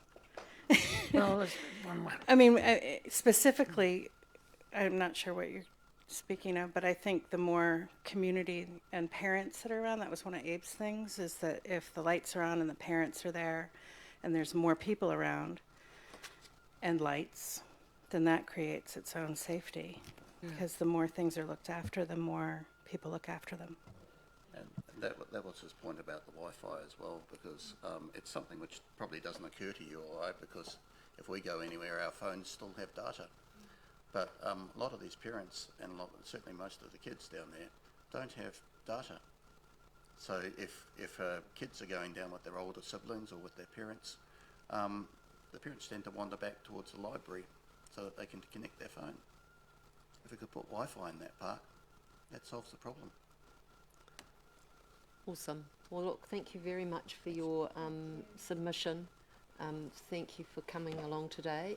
I imagine that Graham and Lynn are still members of Progress Castlecliff. Very much so. I think in all my time on council they have presented to us every year, so if you would send our warm regards to them, we'd appreciate it. Thank you. All right. The next presenter is Carolyn Bates, and I think Carolyn's on Zoom, ready to be beamed in. Yes, I'm here. Can you hear me all right? I can hear you, Carolyn, and we can see you now too. Lovely. That's good. Okie dokie. Welcome to our meeting today. I expect you know about how we're managing these submissions, in that you have a 10-minute slot. You're free to speak for as much of that as you like, but if you want to allow time for questions, you need to do that within the 10 minutes. Yep, no problem. The floor is yours, Carolyn. Thank you. I submitted because as a volunteer coming into Whanganui regularly, I have had a challenge particularly with the change in the parking system to source change, as well as knowing of the discounted free parking afforded to gold card holders. So I am assuming you've all read my submission, so I thought I would come and see if you had any questions. We have read your submission, Carolyn. Thank you. It's before us now. But if you'd like to highlight any of the particular points in there, but you're very welcome to go straight to questions as well. Okay, so while I was sitting waiting to be let in, I made a list of the organisations or the purposes for me to come to Whanganui to help people, principally in Whanganui. And I've got a list of 19 on my list. I don't think I need to bore you with all of them, but let's say I am on the board of Brain Injury Whanganui. I've been involved with Diabetes New Zealand for probably about 6 years, helped set up a diabetes support group in Whanganui and run the diabetes support group here in Martin. And each time I've come to Whanganui, because these days people don't normally carry change or money, I've struggled to find somewhere to source change, even coming into the council building, and that was, shall we say, a pretty big disaster. So my suggestion of having somewhere, just one place in the town that someone can get change would be recommended. But of the entities that I am involved in, where I every so often come to Whanganui, pick up a committee member or one of our members who are not able to drive for a variety of reasons, then have to take them to an appointment. And I think, well, I'm giving my time and my effort and I still have to pay for the pleasure. I think if the system, instead of allowing people to park between, at least up till 11 o'clock in the morning, is more flexible to allow for activities in the afternoon, that would be helpful, as well as acknowledging Whanganui has got a very active welcoming communities entity there. That's basically it. All right, thank you. We've got some questions. Councillor Helen. Thank you, Carolyn. Thanks for coming on board. What can you tell us? What was the disaster in council you alluded to? I came to Whanganui, went to 3 banks and couldn't get change. Tried 2 shops, couldn't get change. Went into council and said, so how do I park legally? And the staff went, oh, we don't have any money that we can give you. I'm like, well, how am I supposed to park legally, trying to do the right thing? And basically the staff in the front desk looked at each other at a blank with no idea how to achieve changing a $20 note that I had into something smaller. Yeah, thank you very much. It's quite amazing that the banks are not giving out change either. Thank you for highlighting that. I mean, the biggest annoyance to me in one respect was of one of the entities I'd been to, which was Warehouse Stationery, and they had taken $240 off me in purchases, but then refused to change the $20 note that I had. Yeah. I'm just thinking, you're in a specific situation where you do a lot of volunteer work. But I don't see that I'm unique. There are a lot of people involved in a wide variety of volunteer entities that will be in the same position as me. Yeah, thank you. I'm just contemplating like a volunteer card. If you're a volunteer, you get a card that might allow more flexibility in the CBD. I think we made the original rule for that free parking because that was sort of a quieter time for the retailers, you know, so, but anyway, it's food for thought, so thank you. Are there any further questions? Philippa? Apology. Thank you. Just for absolute clarity, is this since our new parking machines have been put in that do take coins and do take credit card? And I obviously understand your issue of the coins, and you've mentioned not everyone has a credit card, but you know, it seems to be working. It's a lot more user friendly for many people, and obviously you can actually move where you are. You can move position, so even if we don't have free parking open as many hours as you want, you could actually move the car from one place to another and still use the parking time that you've got. But just as one example, our diabetes committee meeting starts at 1 o'clock on a Friday afternoon. There are at least 4 of us that I know are definitely gold card holders.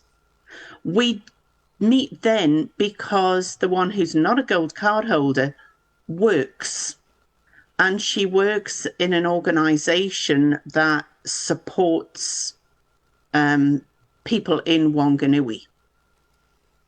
I'd rather not say where she works because I haven't had permission from her to say that. But shall we say, if I told you where she worked, you'd think that they were doing good works there.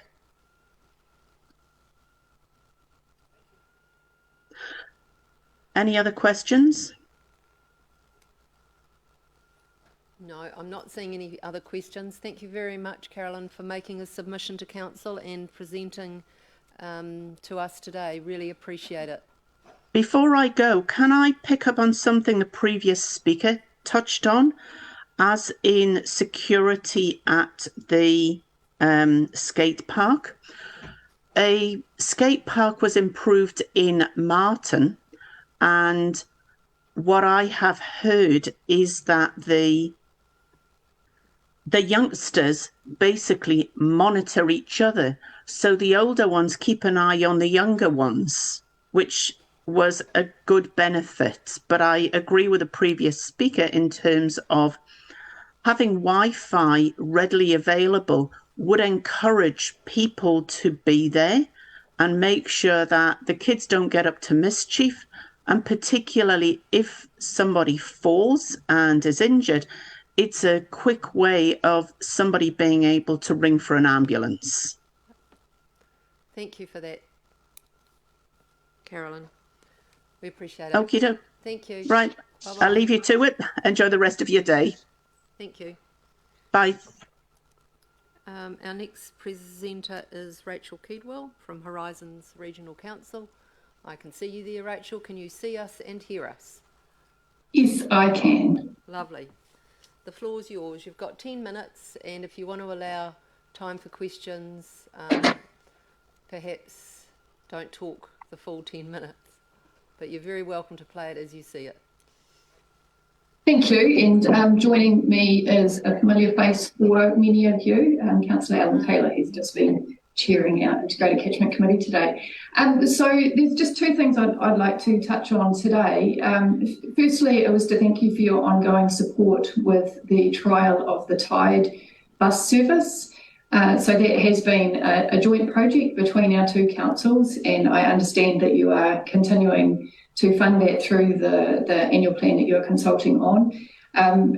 I don't have current figures for up to today, but the last time I heard, the patronage numbers are excellent. It's more than half of the people travelling on a bus in Wanganui are using the Tide service.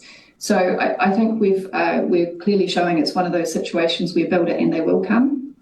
And I look forward to working with the Wanganui Governance Group and working on how we continue the service, and looking forward into your LTP as to what the funding options are there, whether it's continued to be a joint funding project or we bring it back to Horizons. The other topic I wanted to touch on was, and I think this was in the bulk of the submission that we put in, was just concern around potentially a drop in the funding from Council towards climate action initiatives.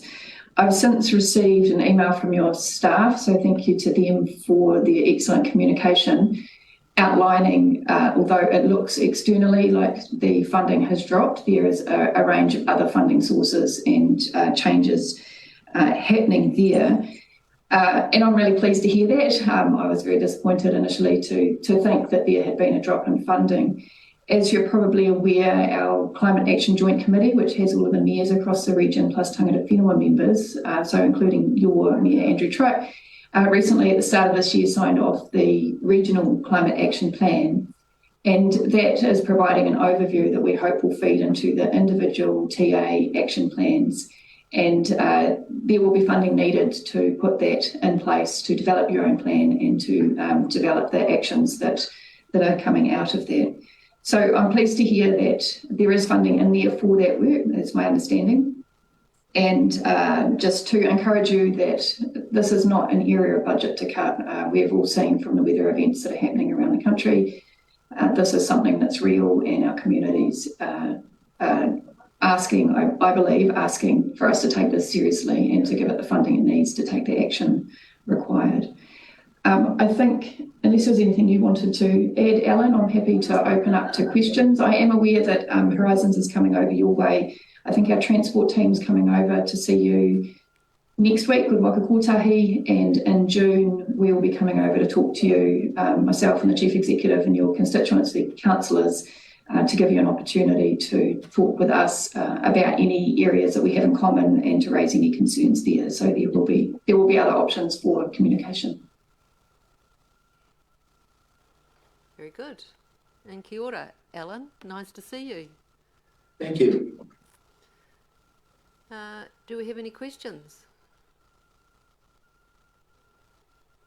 We don't seem to have any questions.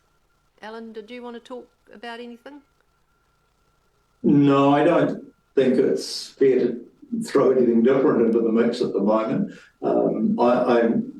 I just endorse the comments that our Chair Rachel made with respect to not taking our foot off the brake with respect to any aspect of climate change. My personal view, I guess, is I favour adaptation more than I do mitigation. But having said that, I would look forward to a future heavier funding of climate action by WDC than we're seeing at present.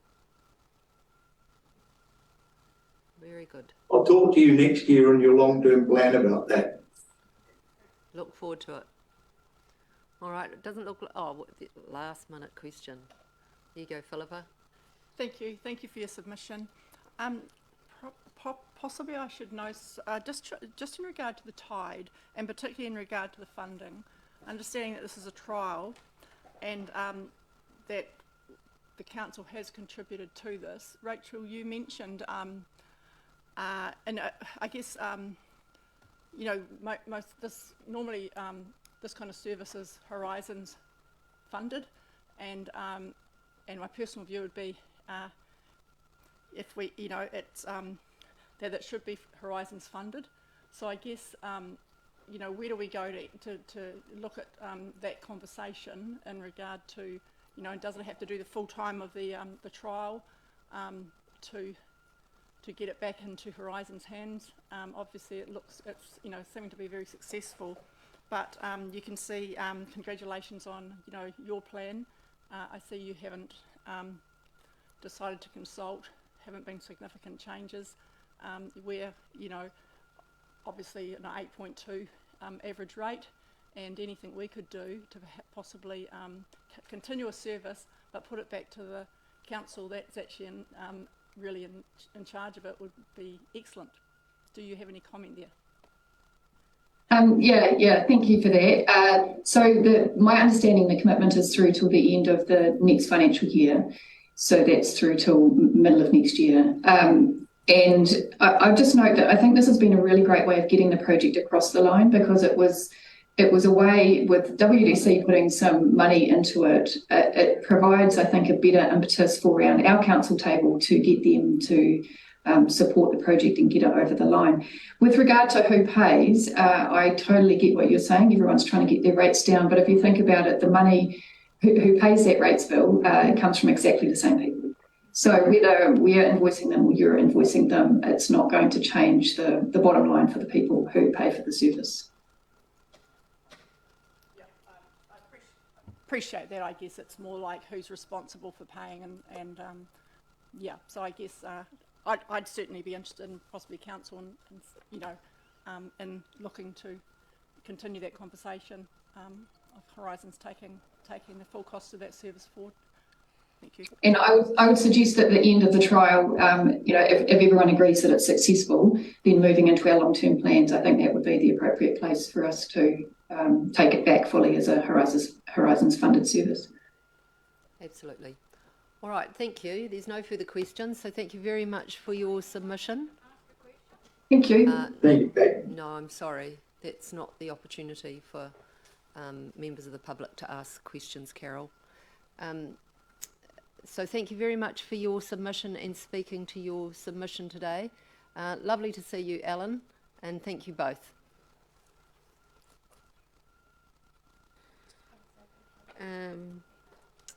Michelle. Hi, Michelle. Hi. How would you like to run? Thank you. That's all right. Thank Absolutely. you. I should have a PowerPoint too, so I don't know. They said it would be available. Yes, that's it. Thank you. We can take a few minutes just to So how get, does that work? get the technology. Is there a cook-up? We've got... Where'd the clicker go? Have you got it back? We did it just a few minutes ago.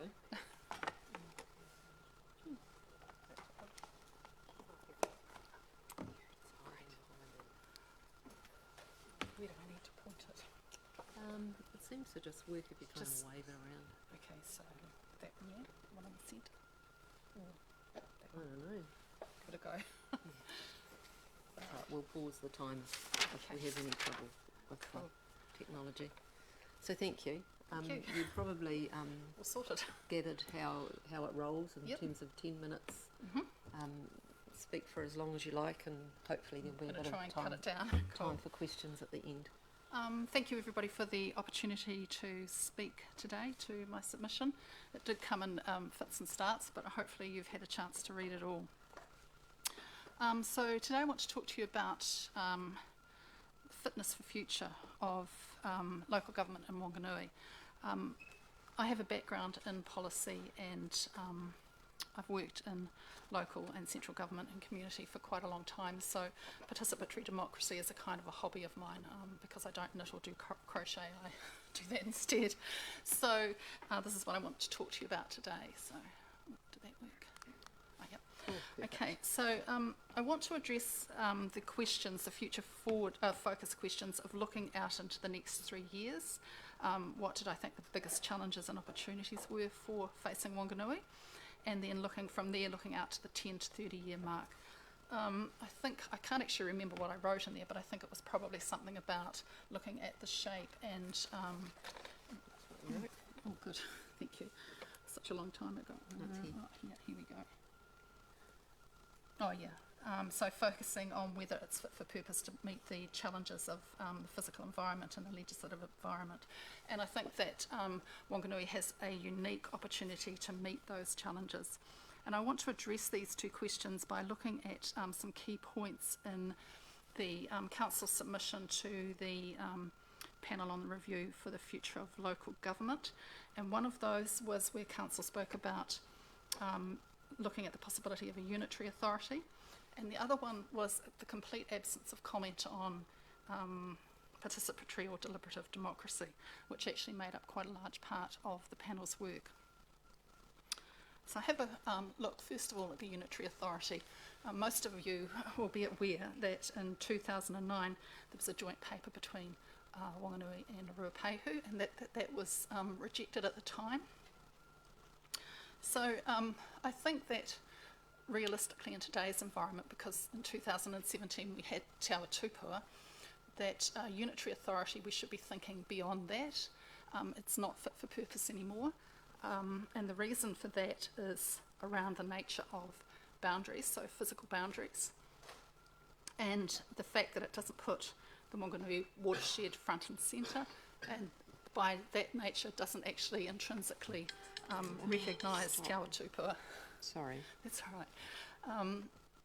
I can't even read my own slides anymore, but you can read them anyway. I think, too, if you, looking beyond that nature of the unitary authority, to go beyond that and extend your thinking beyond that takes you into a range of thinking that becomes leading edge. I don't think that in this day and age that a unitary authority is leading edge. So I want to talk to you about then what you could look at alternatively. So putting the environment front and centre. So listening to Rachel Keedwell's speech before about the district, the regional plan, and then the obligations that you will have under that plan. Still, the idea here is to put the environment first. So either using the Whanganui, the catchment, as defined in Te Awa Tupua, or because it seems that this government and other governments are very, very focused on making everything as big as possible. So for water entities, now shaped down to 10, whatever's happened to the District Health Board, I believe they're bigger, education bigger, what's happened to the Polytech, well, absolutely huge. So if the actual catchment wasn't big enough, then the other way of looking at it would be a bioregional approach, which could take that out larger than the catchment. Big thing with this kind of approach is the actual process. So if you take a bioregional approach, bioregionalism is really looking at establishing the bioregions or the catchments as political boundaries, and then building in your laws and your policies that are holistic and keep that explicitly protect and maintain and restore ecological integrity and the ecosystem. So that's what bioregionalism is actually about. So putting the environment at the centre, but it's actually the process of getting there. So it's not just a matter of, like, council staff getting up a proposition for a unitary authority, but it's about community engagement with the process. So a bioregional approach would map the region on the catchment, and it would do it on what they call different layers. So you'd have a hydrology layer, a geology layer, a climatology layer, an ecology layer, and then you'd have a human geography layer, and then you'd have your altered landscapes on top of that. So it's like layers of maps that give you a deep understanding of your region rather than that superficial one. Okay, so I think the really important thing was that this is actually the process. So you've got a community-driven process on one side and a council-driven process on the other side, and it's where you can mould those together. And we've had quite a lot of discussions because this is a part of a bigger piece of work I'm working on with other people about how would this fit in with the legislation. And I think really what it is actually challenging that on all levels. Don't just take it that it can't be done. I think for Whanganui, Te Awa Tupua gives you a really good opportunity to challenge that and to try something really different that could be really leading edge. So don't be put off by the Schedule 3 of the 2002 Local Government Act. It should just be a challenge to you, not a barrier. Okay, so looking at that different way of looking things, so taking away the boundaries that are laid down in a map and looking at that bioregion or catchment idea, the next thing to look at is how you could weave meaningful democracy into that. Whoops, where have we gone? Disappeared. Oh, there we go. So this one here, I guess you've read this, and this is not here to be inflammatory, but it's here for to spark thinking. So thinking about this, thinking about the nature of democracy that we have at the moment, which is representative. And I don't think it takes too much imagination when you look around these walls or look around the wall to see that representativeness may not quite have reached its peak. And I know, Councillor Josh, I did read your comment on Facebook that said you'd reached the pinnacle of democracy when you had that large contingent from the Aquifer 182 in here. It's just the beginning of the democratic processes that you could see if you tried something really different. Okay, so just for thought. So once you'd actually established your region, not using a unitary boundaries, but still hanging on to that notion that you're going to take the regional function and the local function, but ditch that word unitary, because I think that really closes in thinking on it. So taking on those functions but forgetting about that unitary word. How could you build democracy on that? Well, I think looking at every opportunity that you can to address representativeness. Now, you've got a representation review coming up before the next election, really starting those conversations and seeing what could be done in that space. If you use the bioregional mapping process, you can build on that actual process to build up greater participatory practice from that process up. It's a little bit difficult to explain, but once you've actually started doing that and you've engaged the community, then just keep that rolling. And the third thing that you could do is look at establishing a permanent deliberative committee in council, so you can build deliberative democracy into your structure. So what would that look like in a new model? So it would really look at the environment encompassing everything, and people as part of the environment then feeding into the process, so it's woven together. It probably sounds a little bit airy-fairy and hippie, because it did, the whole bioregional idea did come from the kind of anarchist movement in 1967 in San Francisco, so it is a bit waffly, but I think it has really good practical application here. So weaving that in so that you are taking information from the environment through the people into whatever structure you build, so possibly community boards or local boards, and then up into council. We know from a tabletop exercise that we've already done, scoping out what's actually happening in the community, and there's a huge amount of work in the environmental space that's been done, but people aren't actually connected with each other, and they so quite often don't know what's happening across spaces. So really being able to connect that, bring it together, bring it into some local mechanism, and then bring it up to council. So what could council look like? What would the role of council be? So taking on those regional functions, you would have more of a focus on environment, climate change and well-being in that space, so in that caretaking space. And in there I've also put in a futures, a kind of futures focus as well. So it's not, you know, gazing into the crystal ball, it's having a realistic look at what you think is coming at you, instead of, you know, just. And when you've got a 10 to 30 year plan, I think that really actually has to be in there, having a look in that future space and your civil defence. Your ordinary roles of delivering service delivery, so roads, transport, airports, whatever, usual delivery roles, property. And then in the middle space there, probably one of the strongest pillars that the role of council would be as an enabler. So enabling communities to take greater roles in that democratic process, and you know, really strengthening that relationship between council and community. And I was here yesterday for your aspirations and projects committee, which I think is a really great move, and I think that is one of the ways that you can, you know, strengthening it. So I think this idea of going forward like this builds on that, but is really radical and takes it forward. So you could really put Whanganui on the map with something like this. So just thinking, at the centre of it is, of course, the river. So happy to take questions. All right. Questions? Josh. Thank you, and thanks for such a well thought out presentation as well. I really enjoyed that. Just want to get my head around the idea of bioregionalism a little more. You almost I guess contrasted that with the idea of drawn up boundaries and the way that they are sort of formed at the moment. Do you see bioregionalism as having no boundaries at all, or how would that work? Okay, so the one of the ways that bioregionalism has been described as a deconstruction or a decolonisation of cartography. So at the centre of that is a really good way of thinking about working with iwi, tangata whenua,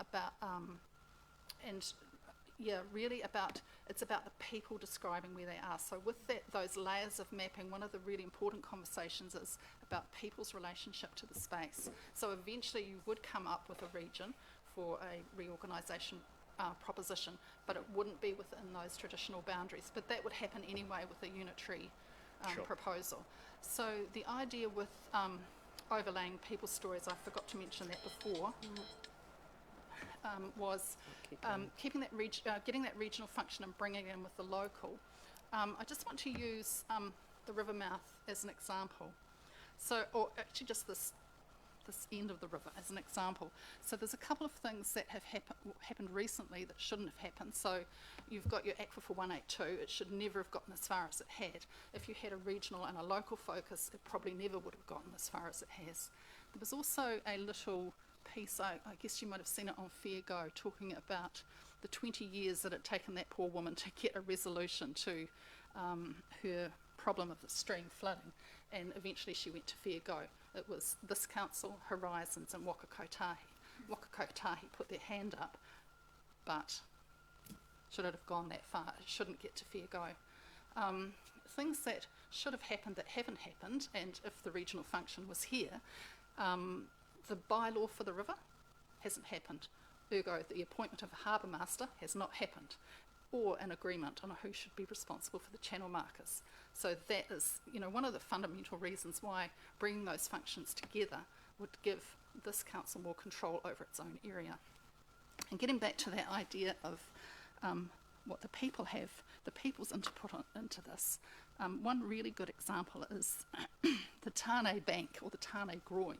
Now, I don't know if anybody's aware of this, but I was having a conversation with a local guy, and he said to me, when I was young, I was sure it wasn't called the Tane Groin. And so we did a wee bit of research, and sure enough, he's right. It's the Tania, and it's named after a ship that went aground there. And it's just been put into maps. There's a geomorphological study in 2016, and in that study, you can track how that has actually happened, where it was Tania after the ship that ran aground, and it has turned into Tane, and it's persisted with that. But without that local story, it's still going to persist to be that, unless somebody would like to inform Horizons and they change the map. So that's an example of why having that input is really good. There's also, down at the port project, the last vestige of Mahinga Kai down there, the last coastal vestige is not there anymore. There was a little stream that came up there, and that has been covered by the development and gone. So that was a source of watercress for traditional occasions, so tangi, something like that. But that's not there anymore. And by local stories, we know that that's there. And so that's why those stories, that the actual human geography becomes an important part, and that's how you expand it out. And you just go out and out and out until you get what people conceive of as Whanganui. Right, thank you very much. Just a question from me is, what could you send us a couple of resources? I can send you thousands. Okay. I'll come and speak to you again. If you could, send just in terms of reading and understanding. Yeah, probably this is going to turn into a research paper, but I think the important point from this is that if Council is going to look at making changes in terms of some sort of unitary form, then it needs to be signalled in the next LTP, because in 3 years' time, by the time another 3 years goes past, it's what's going to happen in the next 10 to 30. And I really feel from all the research that we've been doing and talking to people that there's a real chance that that irrelevance of local government is going to overtake. And you really need to be dealing with it now. I don't know if anybody watched the coronation till the bitter end, but right at the bitter end, there were two historians, and one of them said that the kryptonite of the constitutional monarchy is irrelevance, and I think that's actually true of local government too. So the answer is yes, I do have tons of material, and Councillor Ross, I might come to the Aspirations Committee as you suggested and maybe talk some more on this idea. Yeah. All right. Yep.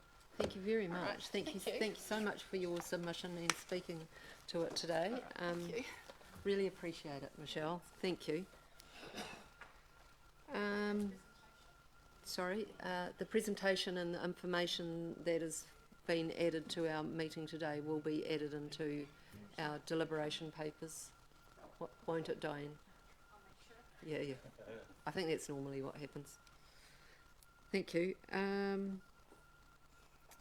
Django, thank you for coming along today. You're very welcome to either stand at the lectern or sit down. You want to stand? Okay. Do you want to just the grey button on the side there? No, right. Sorry, the other side. Lovely. Thank you. You know how this all works. You've been here before.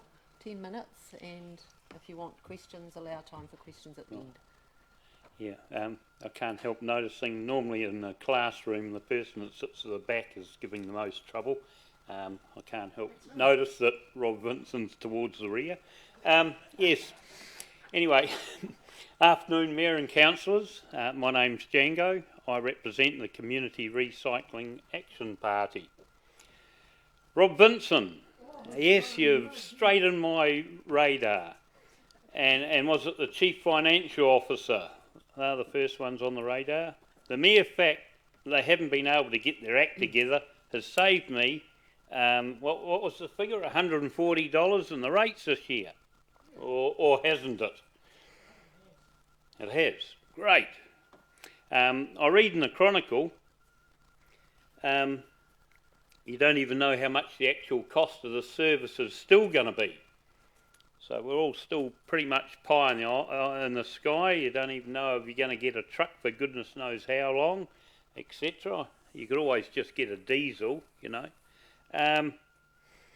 Yeah, where am I up to? Are we already paying? Django? Yes. Just be careful. If you get, I'm not saying you've been rude, but if you get too rude about anybody else in this room, I will stop you from speaking. All right. Just to let you know. Oh, I didn't think that was that bad. No, I'm sure it hasn't, but yeah. Yes. Oh, geez, I thought I was pretty good here. Anyway, I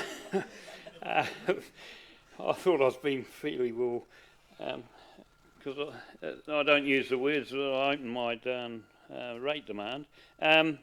Are we already paying a recycling levy at the recycling plant round the corner that, according to Rob, hardly anyone uses? If we put this recycling at the street, will they be scrapping the service that we're paying out around at the recycling plant? Because therefore that will then reduce that $140 down. We don't want to be double dipping with two services. At this point, I'd like to thank the Labor Party for increasing my rubbish dump fee by introducing a charge to the dump owners for dumping their rubbish. They collect that money and then pass it on to the council. So it's in one pocket and back out with the other. So there's not really a saving to me at all. And I can suggest that once we get a feed, there's only one way that's going to go, and that's up. I might have to leave that out there. Hang on. I don't want to be evicted. Hang on a sec. Oh, gee. That just about takes a page out.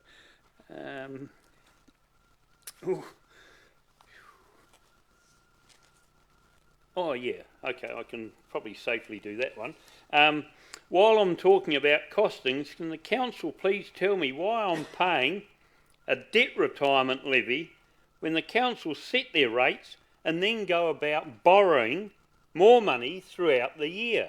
It just seems you're only sort of telling us porkies if you say, oh, the rates are going to be 7%, then you go and borrow more money and we're paying a debt retirement levy. I can still remember seeing the auditor's report with one annual plan when you first brought it in. I think it might have been under Annette Main.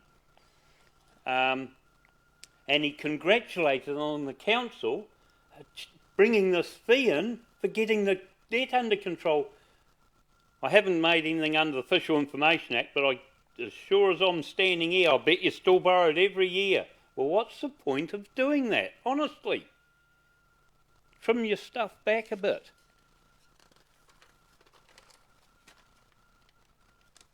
Might even get time for questions now. I've had to take that out. Oh, God, I don't know if I can say. I might. Last year, council employed. I better leave it with her. They were labelled a climate emergency coordinator. So far, in the paper, a photo op with horizons to do with bus transport. Then back in the paper later on, photo op with someone else selling energy saver bulbs. What's with that? When someone, a submitter queried her qualifications last year, it was said that she was suitably qualified, whatever that means. The question I put is, what has this person achieved since being here, and what have they done about minimising council's own carbon footprint? Don't worry about me. Start in this area first.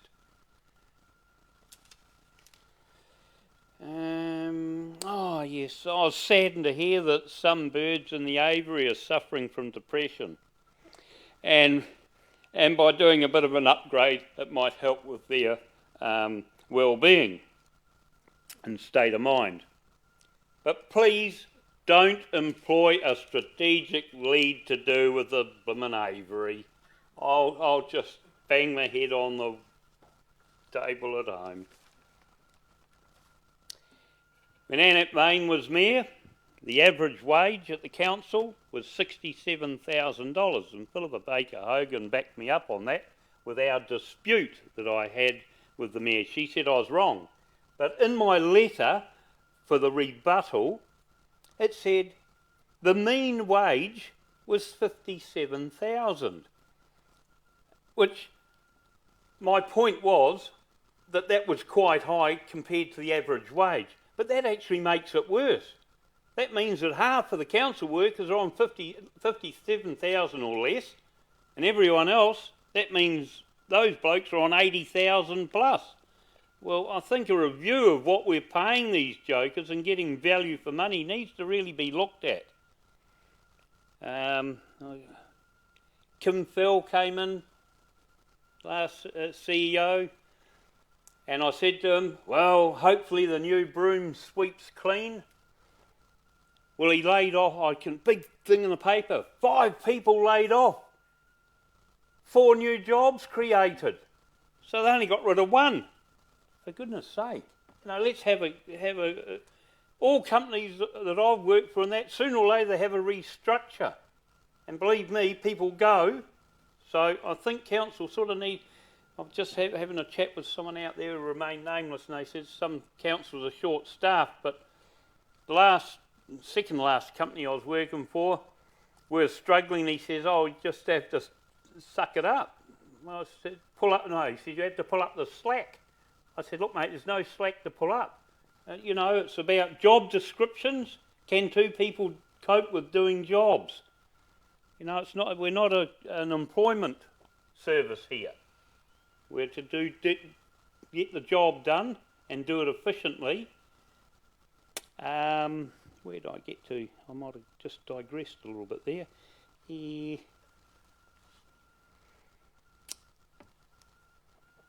Yeah.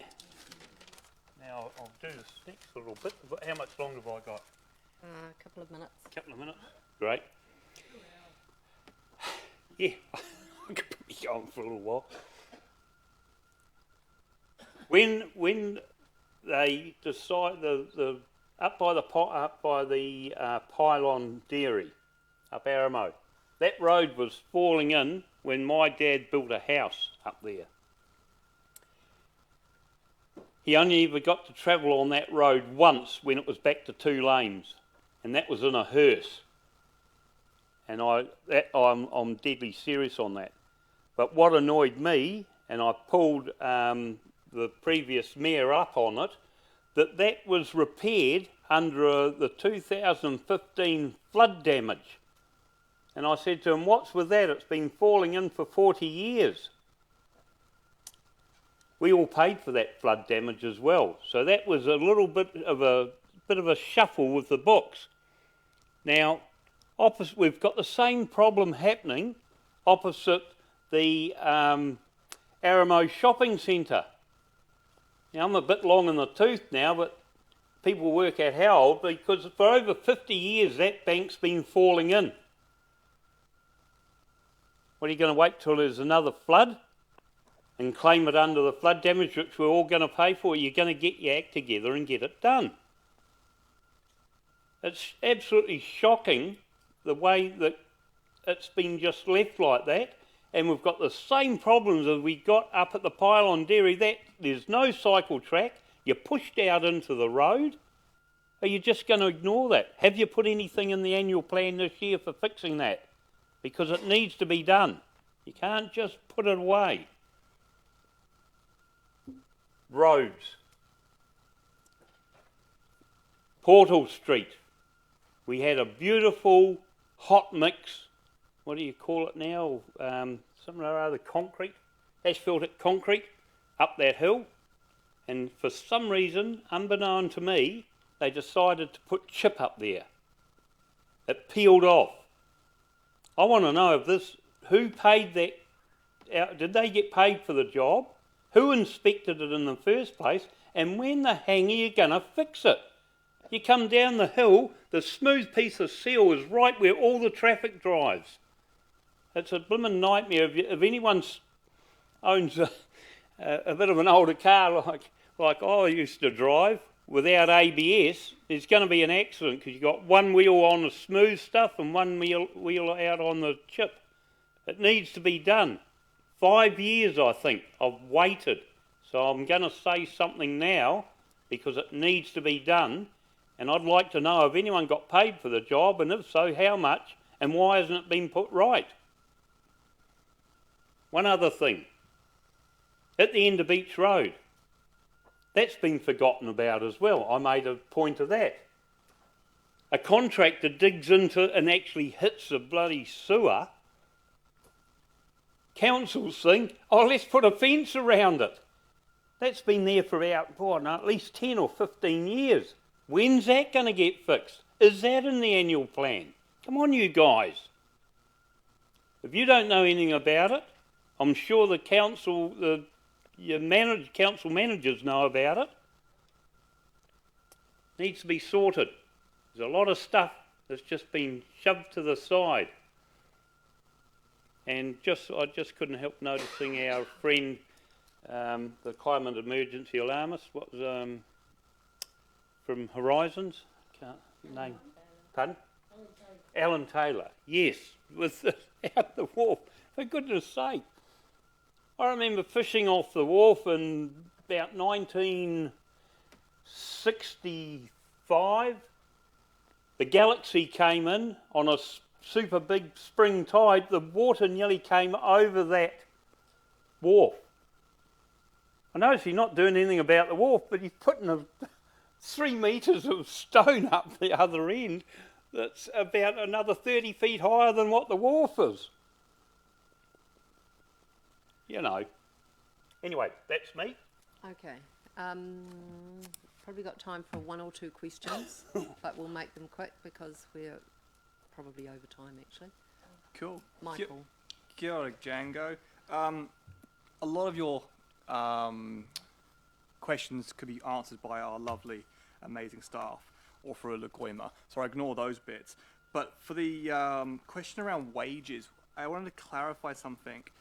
Was it the average wage against the rest of Whanganui, the average wage versus rates, or value delivered per employee that was the major concern with Wanganui's wages?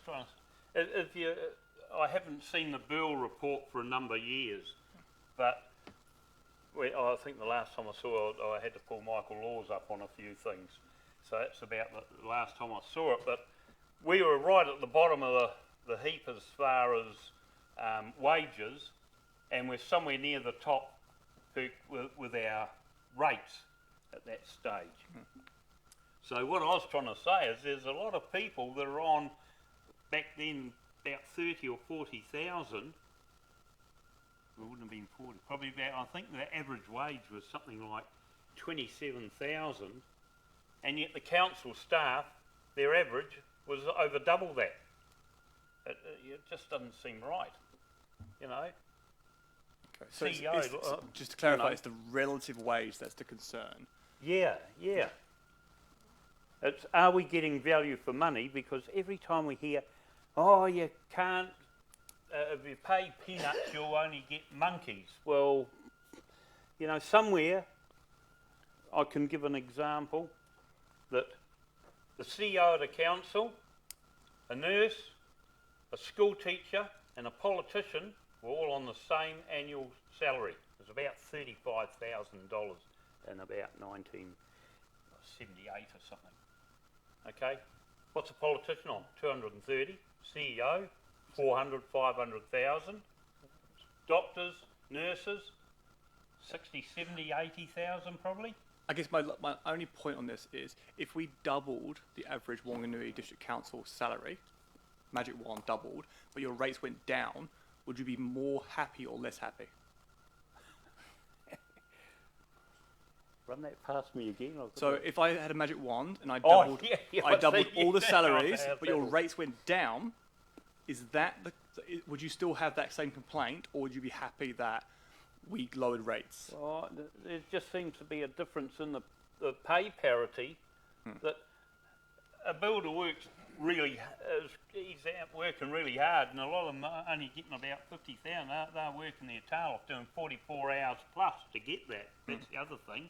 They're not just doing an 8 till 5 sort of thing. They're doing overtime every day, etc. You know, it's just between what people out there are getting and in the council. So it really is the relative Yeah. disparity that it's perception based, because obviously we are actually underpaying most of our staff here. But I understand from a Whanganui perspective base, it seems quite high. But thank you for that. It's given me something to think about. Thank you. Quick question, Philippa. Yep, sure. Thanks, Django. Always enjoy your submissions. I think unfortunately you've asked a lot of questions which we really can't answer, but hopefully they will be answered in, recorded and answered when we get back to all our submitters, or a Lagoima is always the other issue. Just in regard to briefly on Some Parade, obviously the river and the banks are actually, Horizons Regional Council, that's their responsibility. The river and the banks of the river. When it comes to roading, that's us and NZTA, and that kind of mountains to sea shared pathway and the work on that Aramaho area there is quite a bit of pressure going on that, because we did get some funding specifically to join up that cycleway and get people off the river a bit. So were you aware of that? Yes, were you aware of that? No, but I'll just see all the cones sitting there, and I just see the hallmarks of what it was like at the Pylon Dairy, and I just thought, no. It's not going to happen tomorrow, but there's pressure on. I have a particular interest in it. Yeah, Thank you. Just quickly, about that Horizons, I can remember there was a debate. Horizons said, we only go to the high flood line, the high tide line, and the council was responsible for the rest. And I can remember that's why that big stoush, and that's why the council had to repair up at the Pylon Dairy. They had to repair it themselves, not Horizon, because that was where the thing was. So, yeah. All right. Okay. Thank you very much for your submission, and thanks for speaking to it today, Django. Sorry about getting a bit heavy right at the start, but it's all right. I've avoided that. Good on you. Okay, Thank you. cheers. Thanks. I'll sort it. We've got one more speaker. Thank you. Carol. Carol, thank you for being so patient.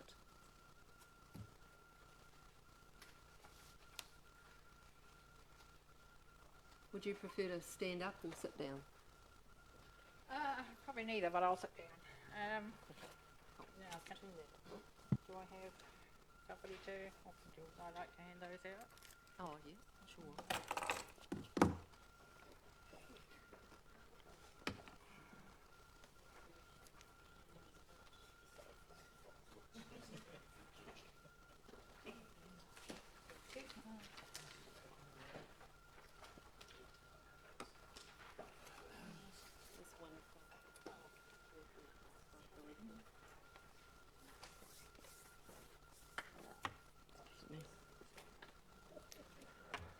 right, you've been sitting there a little while, Carol, so I'm Yes. sure you understand how we're running this process today, so 10 minutes or a little bit more is your slot, and if you want to allow time for questions, perhaps leave a few minutes at the end, or just however you'd like to do it. Okay, first I'll explain. I never had really anything to do with council. I just accepted that, I paid my rates and accepted that council did things and consulted with people and planned and paid for things. I'll just put that a little bit closer to you. Okay. Now, I recently had occasion to completely change that, and I thought might be best that I came and spoke with the council, or came to this to make a submission. I live in Rangiora Street. I live at the bottom of Rangiora Street. I live opposite the motor camp and opposite the bus depot that has been instigated down there. Right? Which means, like this morning at 6:45, the bus pulls up. It backs into the bus stop because it can't just park in the bus stop. It actually has to back in. So on go the reversing, and the bus is not like a car. It's not a quiet thing. It's a beep, beep, beep. So it backs into its space and it sits there. Now they were idling for up to 10 minutes. Right? And they're 20 minutes apart. So this happens 37 times a day. More on Friday nights, because on Friday nights they run a late night service. So we're gifted by buses at 11 o'clock. Now, I approached the council and I've spoken with some of the bus drivers. The council, Horizons, I don't get this, who's responsible, who's not responsible. Apparently Horizons did the organising, although I noticed that there were a lot of councillors out at the bus stop. The lady before gave a very nice speech. She said, consultation. Well, I have to say that, I live this far away from the bus stop, the bus depot, not stop, because the stop is where bus passes, picks up or drops off somebody. I've actually got a bus depot. We've got a bus depot basically because the buses stop there, and that's where they start their run, so they can be there 10 minutes, 15 minutes early. We've had 2 buses. We've even on one occasion had 3. These buses then drive around, and unfortunately it's been noted that they're largely empty. Now, Horizons were doing a spiel that there was an 86% increase in the amount of patronage on the bus. I'm not anti-bus, but 86% of what? 86% of 0 is 0, still 0. So some numbers came out. Now they had 5,346 people, I think it was, in their first, They have spent a small fortune on advertising. The Focus Herald came and did them. They put out a glossy brochure, not just a timetable, but an actual glossy brochure. They have been on every social media you could name. They even offered free biscuits. They had a place in town where you could get a free biscuit if you rode on the bus. Buses are half price. Gold cards don't pay. There's a whole lot of various reasons why. At the moment, they might find that in actual fact they're averaging about 6 people per bus. Right? It's not going to obviously be, in that case, a sustainable service or be a source of revenue. Obviously, always buses need to be subsidised because there are people that need to take the bus, and the fares are never going to cover the drivers. They employed 22 drivers, and it took them apparently 6 months to do the drivers, to actually get the drivers, and then to do the training. So this is all well known way in advance. This is not that's obviously been on the planning side for quite a period of time, so I would have thought they would have put it in place slightly differently. We have out at Castlecliff a very nice, we have a bus service, the 201. We've always had a bus service. Now, it's hourly on the 15 minutes, if I remember rightly. I've used it on the very odd occasion, when it's what you call it. And I know there is a lady who uses it quite regularly. She's probably done it once or twice a week. And I'm quite happy, been quite happy for that to be subsidised, right? But now we've actually got the 201, which stops at the bus stop that they purposely built where the community library is. And we've got the 210 that stops, what, would be 100 metres? Not even. From there and starts its run there. So when you come out of, at times you'll find, like I did the other day, I come out of Foursquare, and here's the 201 coming down the road, and right behind it is the 210. 2 buses. And then I look at both of them and neither of them have got anybody in them. Like, both buses are completely empty. So I have to ask a question, why are we running 2 buses out to Castlecliff? Why are we running 2 buses in all the other areas? Because Castlecliff has obviously got 2 buses. The other areas of town have also got their 2 buses. Yet we haven't got, like, there are some areas of Whanganui that actually don't have buses. So, for example, if I wanted to go to Living Waters, to the healthcare there, can't have a bus there. Now, the buses come up Seafront Road. I don't know who had the bright idea of all the planning of this, but this buses come up Seafront Road. It's not a road suitable for a bus. It's very, as everybody, well, I don't know who knows, but like Seafront Road is. And then it swings. It swings into Rangiora Street. As everybody will know, on the corner, there's the kids' park. And Rangiora Street comes down. It's not a little bit of a, what you call it. Now, I've had enough fear over the time that one day a kid is going to actually, because they get very focused on that they're going to the park, and they forget about the fact to look left and right. Right? So they're determined, like this picture, as the pedestrian crossing is, when the buses swing round, right, like that is, it creates a danger. One that prior to the buses. But 37 buses a day, like, this is Whanganui. Like, whoever had the grandiose idea to think that, you know, we were some suburb of Auckland. But even in a suburb of Auckland, 20 minutes, you know, gap between buses, if they'd put the 201, instead of being an hour gap, they'd made it every 30 minutes maybe. Put it this way, I'm surprised to find that the council, because everybody sort of avoided the issue as far as, oh no, Wakakato he's paying, oh no, the council's, so I'm not getting any major figures here. I can't find out, like, what's been put in. But I know that they asked, and this is why I'm here, they've asked to have additional funding, like for their funding to carry on. And to continue this trial. Personally, I would think that they've put a new advertisement out just today, so obviously they're attempting to keep up the numbers.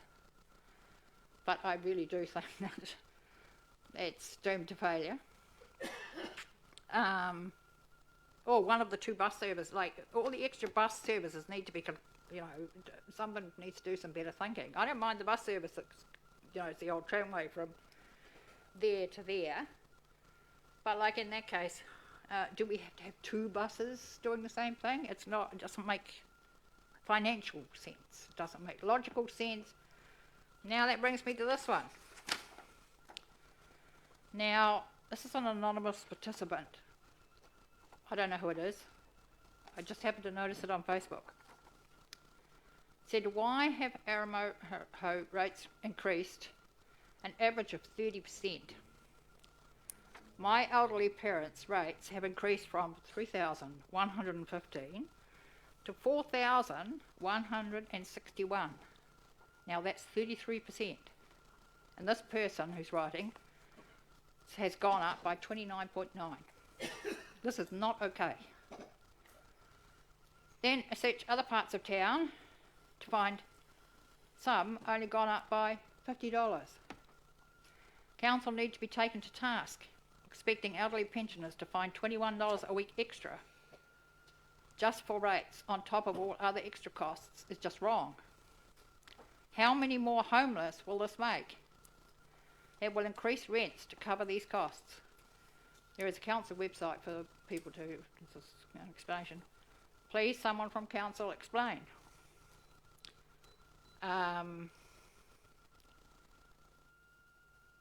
This sort of thing is going to be inflamed by the fact that there are other posts, obviously. Say, we're noticing buses going through town with nobody on them. So, people then have a perception that, obviously, it's wasted spending. It's being done. Horizons, Wakakatohi, or Whanganui District Council, it doesn't matter. Like, we are paying. And we're paying for something. It's a vanity project in an area where it's really not merited. So that's about all I've got to say. Thank you, Carol. I'll pause this because we're just on time. But if councillors have any questions, please ask.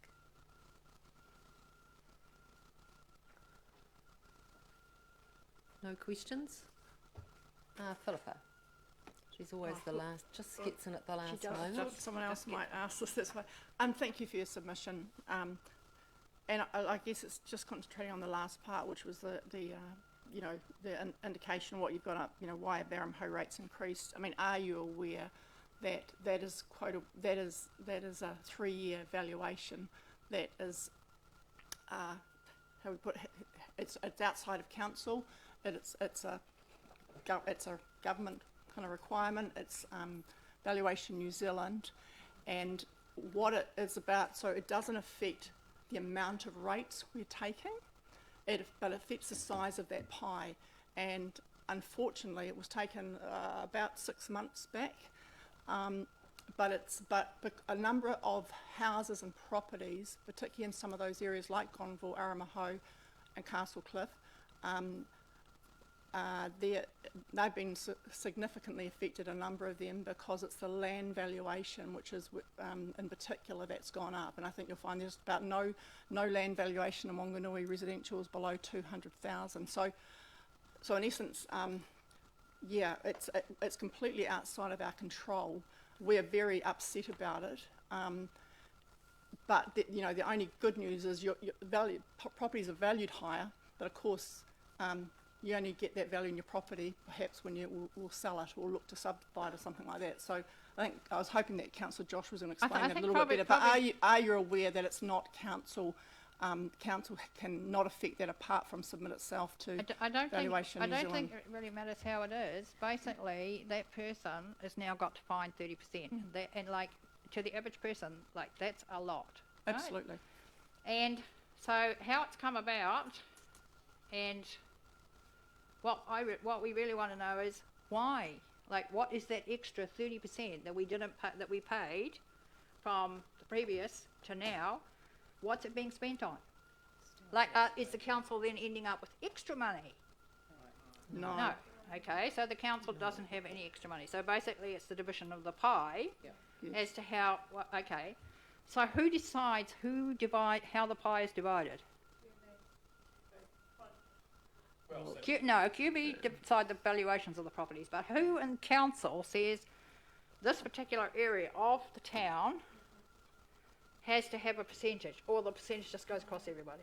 Yeah, so I think the point is that it's based on quotable values, but the format of these meetings doesn't allow us to get into a debate, but we can get you some answers to run through and explain how the rating process is set. I do understand how the rating process operates in itself, but there is the provision for the council in that case, in certain areas where obviously you're considering that the value has taken it up, to re-rate, like in other words, to decrease the amount that's taken on in a pooled basis.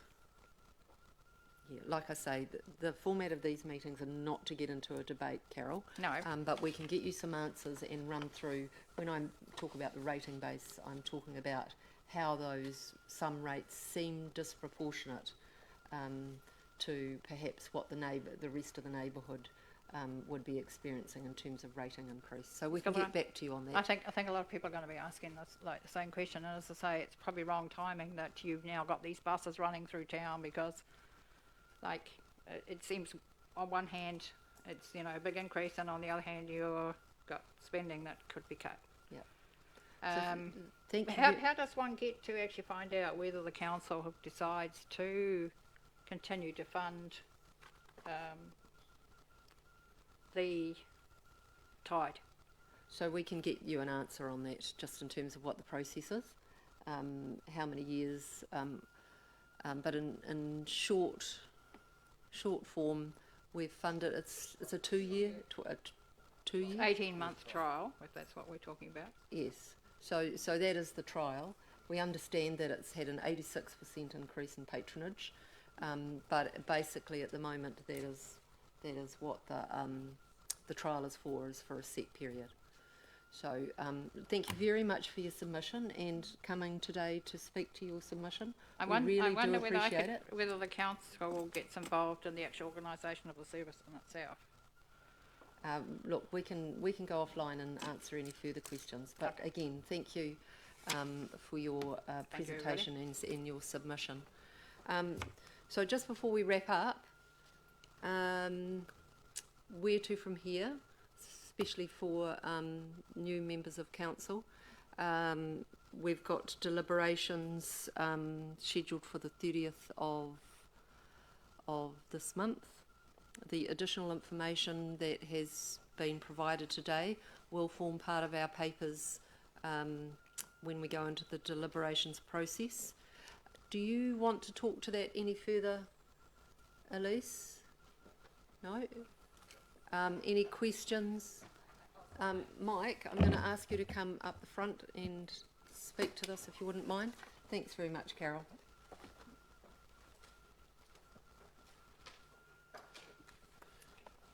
Just the process going forward.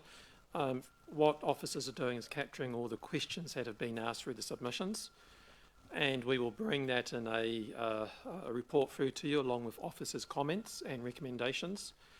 If there's information you need from the submissions or from today, information that we can supply to you to help you making those decisions on the 30th, can you please email that information through, probably through to Elise, who can be the focal point of the questions on this. Just a question there, Chair, and just for clarity, there's been answers or questions in a number of submissions, not just those that are presented today. So Council will look to answer those questions coming into our deliberations as well. And what you're asking also is councillors, obviously to pass any questions through to Elise. Could I just ask that Elise perhaps sends us one email? Sometimes it's getting an officer email. I don't have your email. We're asked to usually go just to the CE. So it would be quite good if we perhaps got a reminder email. But is that all submissions officers will go through, and any questions and them kind of be brought in areas like, whether it's recycling or whether it's the tide or so just a reminder of what this process has looked like before. The submissions are grouped by theme, and then there is there's a table that refers to the submissions, says what the submissions numbers are that have been grouped into that theme, and then answers the questions and the queries and the suggestions that have been made through those submissions. So that will be part of the deliberations papers, along with any questions that come through between now and then. And could I just ask my last little question? It's more just for the public as well. In regard to responding back to submitters, that doesn't happen until after council makes has its deliberations, makes its decisions. Because we're in the submission process. Is that correct? So each person who submitted will get a response. Not today, council. Not until after after decisions. So the 30th of May is about decisions for the annual plan. some of the submissions are not necessarily outside the annual plan process, but we will channel them through to the right place they should go to be answered, if that makes sense. Yeah, I'll put it another way. This is, I mean, the submissions process is a great place to communicate with council because there has to be an outcome. They have to get an answer. So, you know, if it's not an answer within the annual plan, then it might get suggested that the item might go through to a committee, exactly. For example. Mike, have you don't have a question?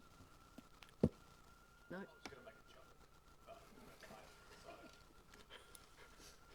Okay, thank you.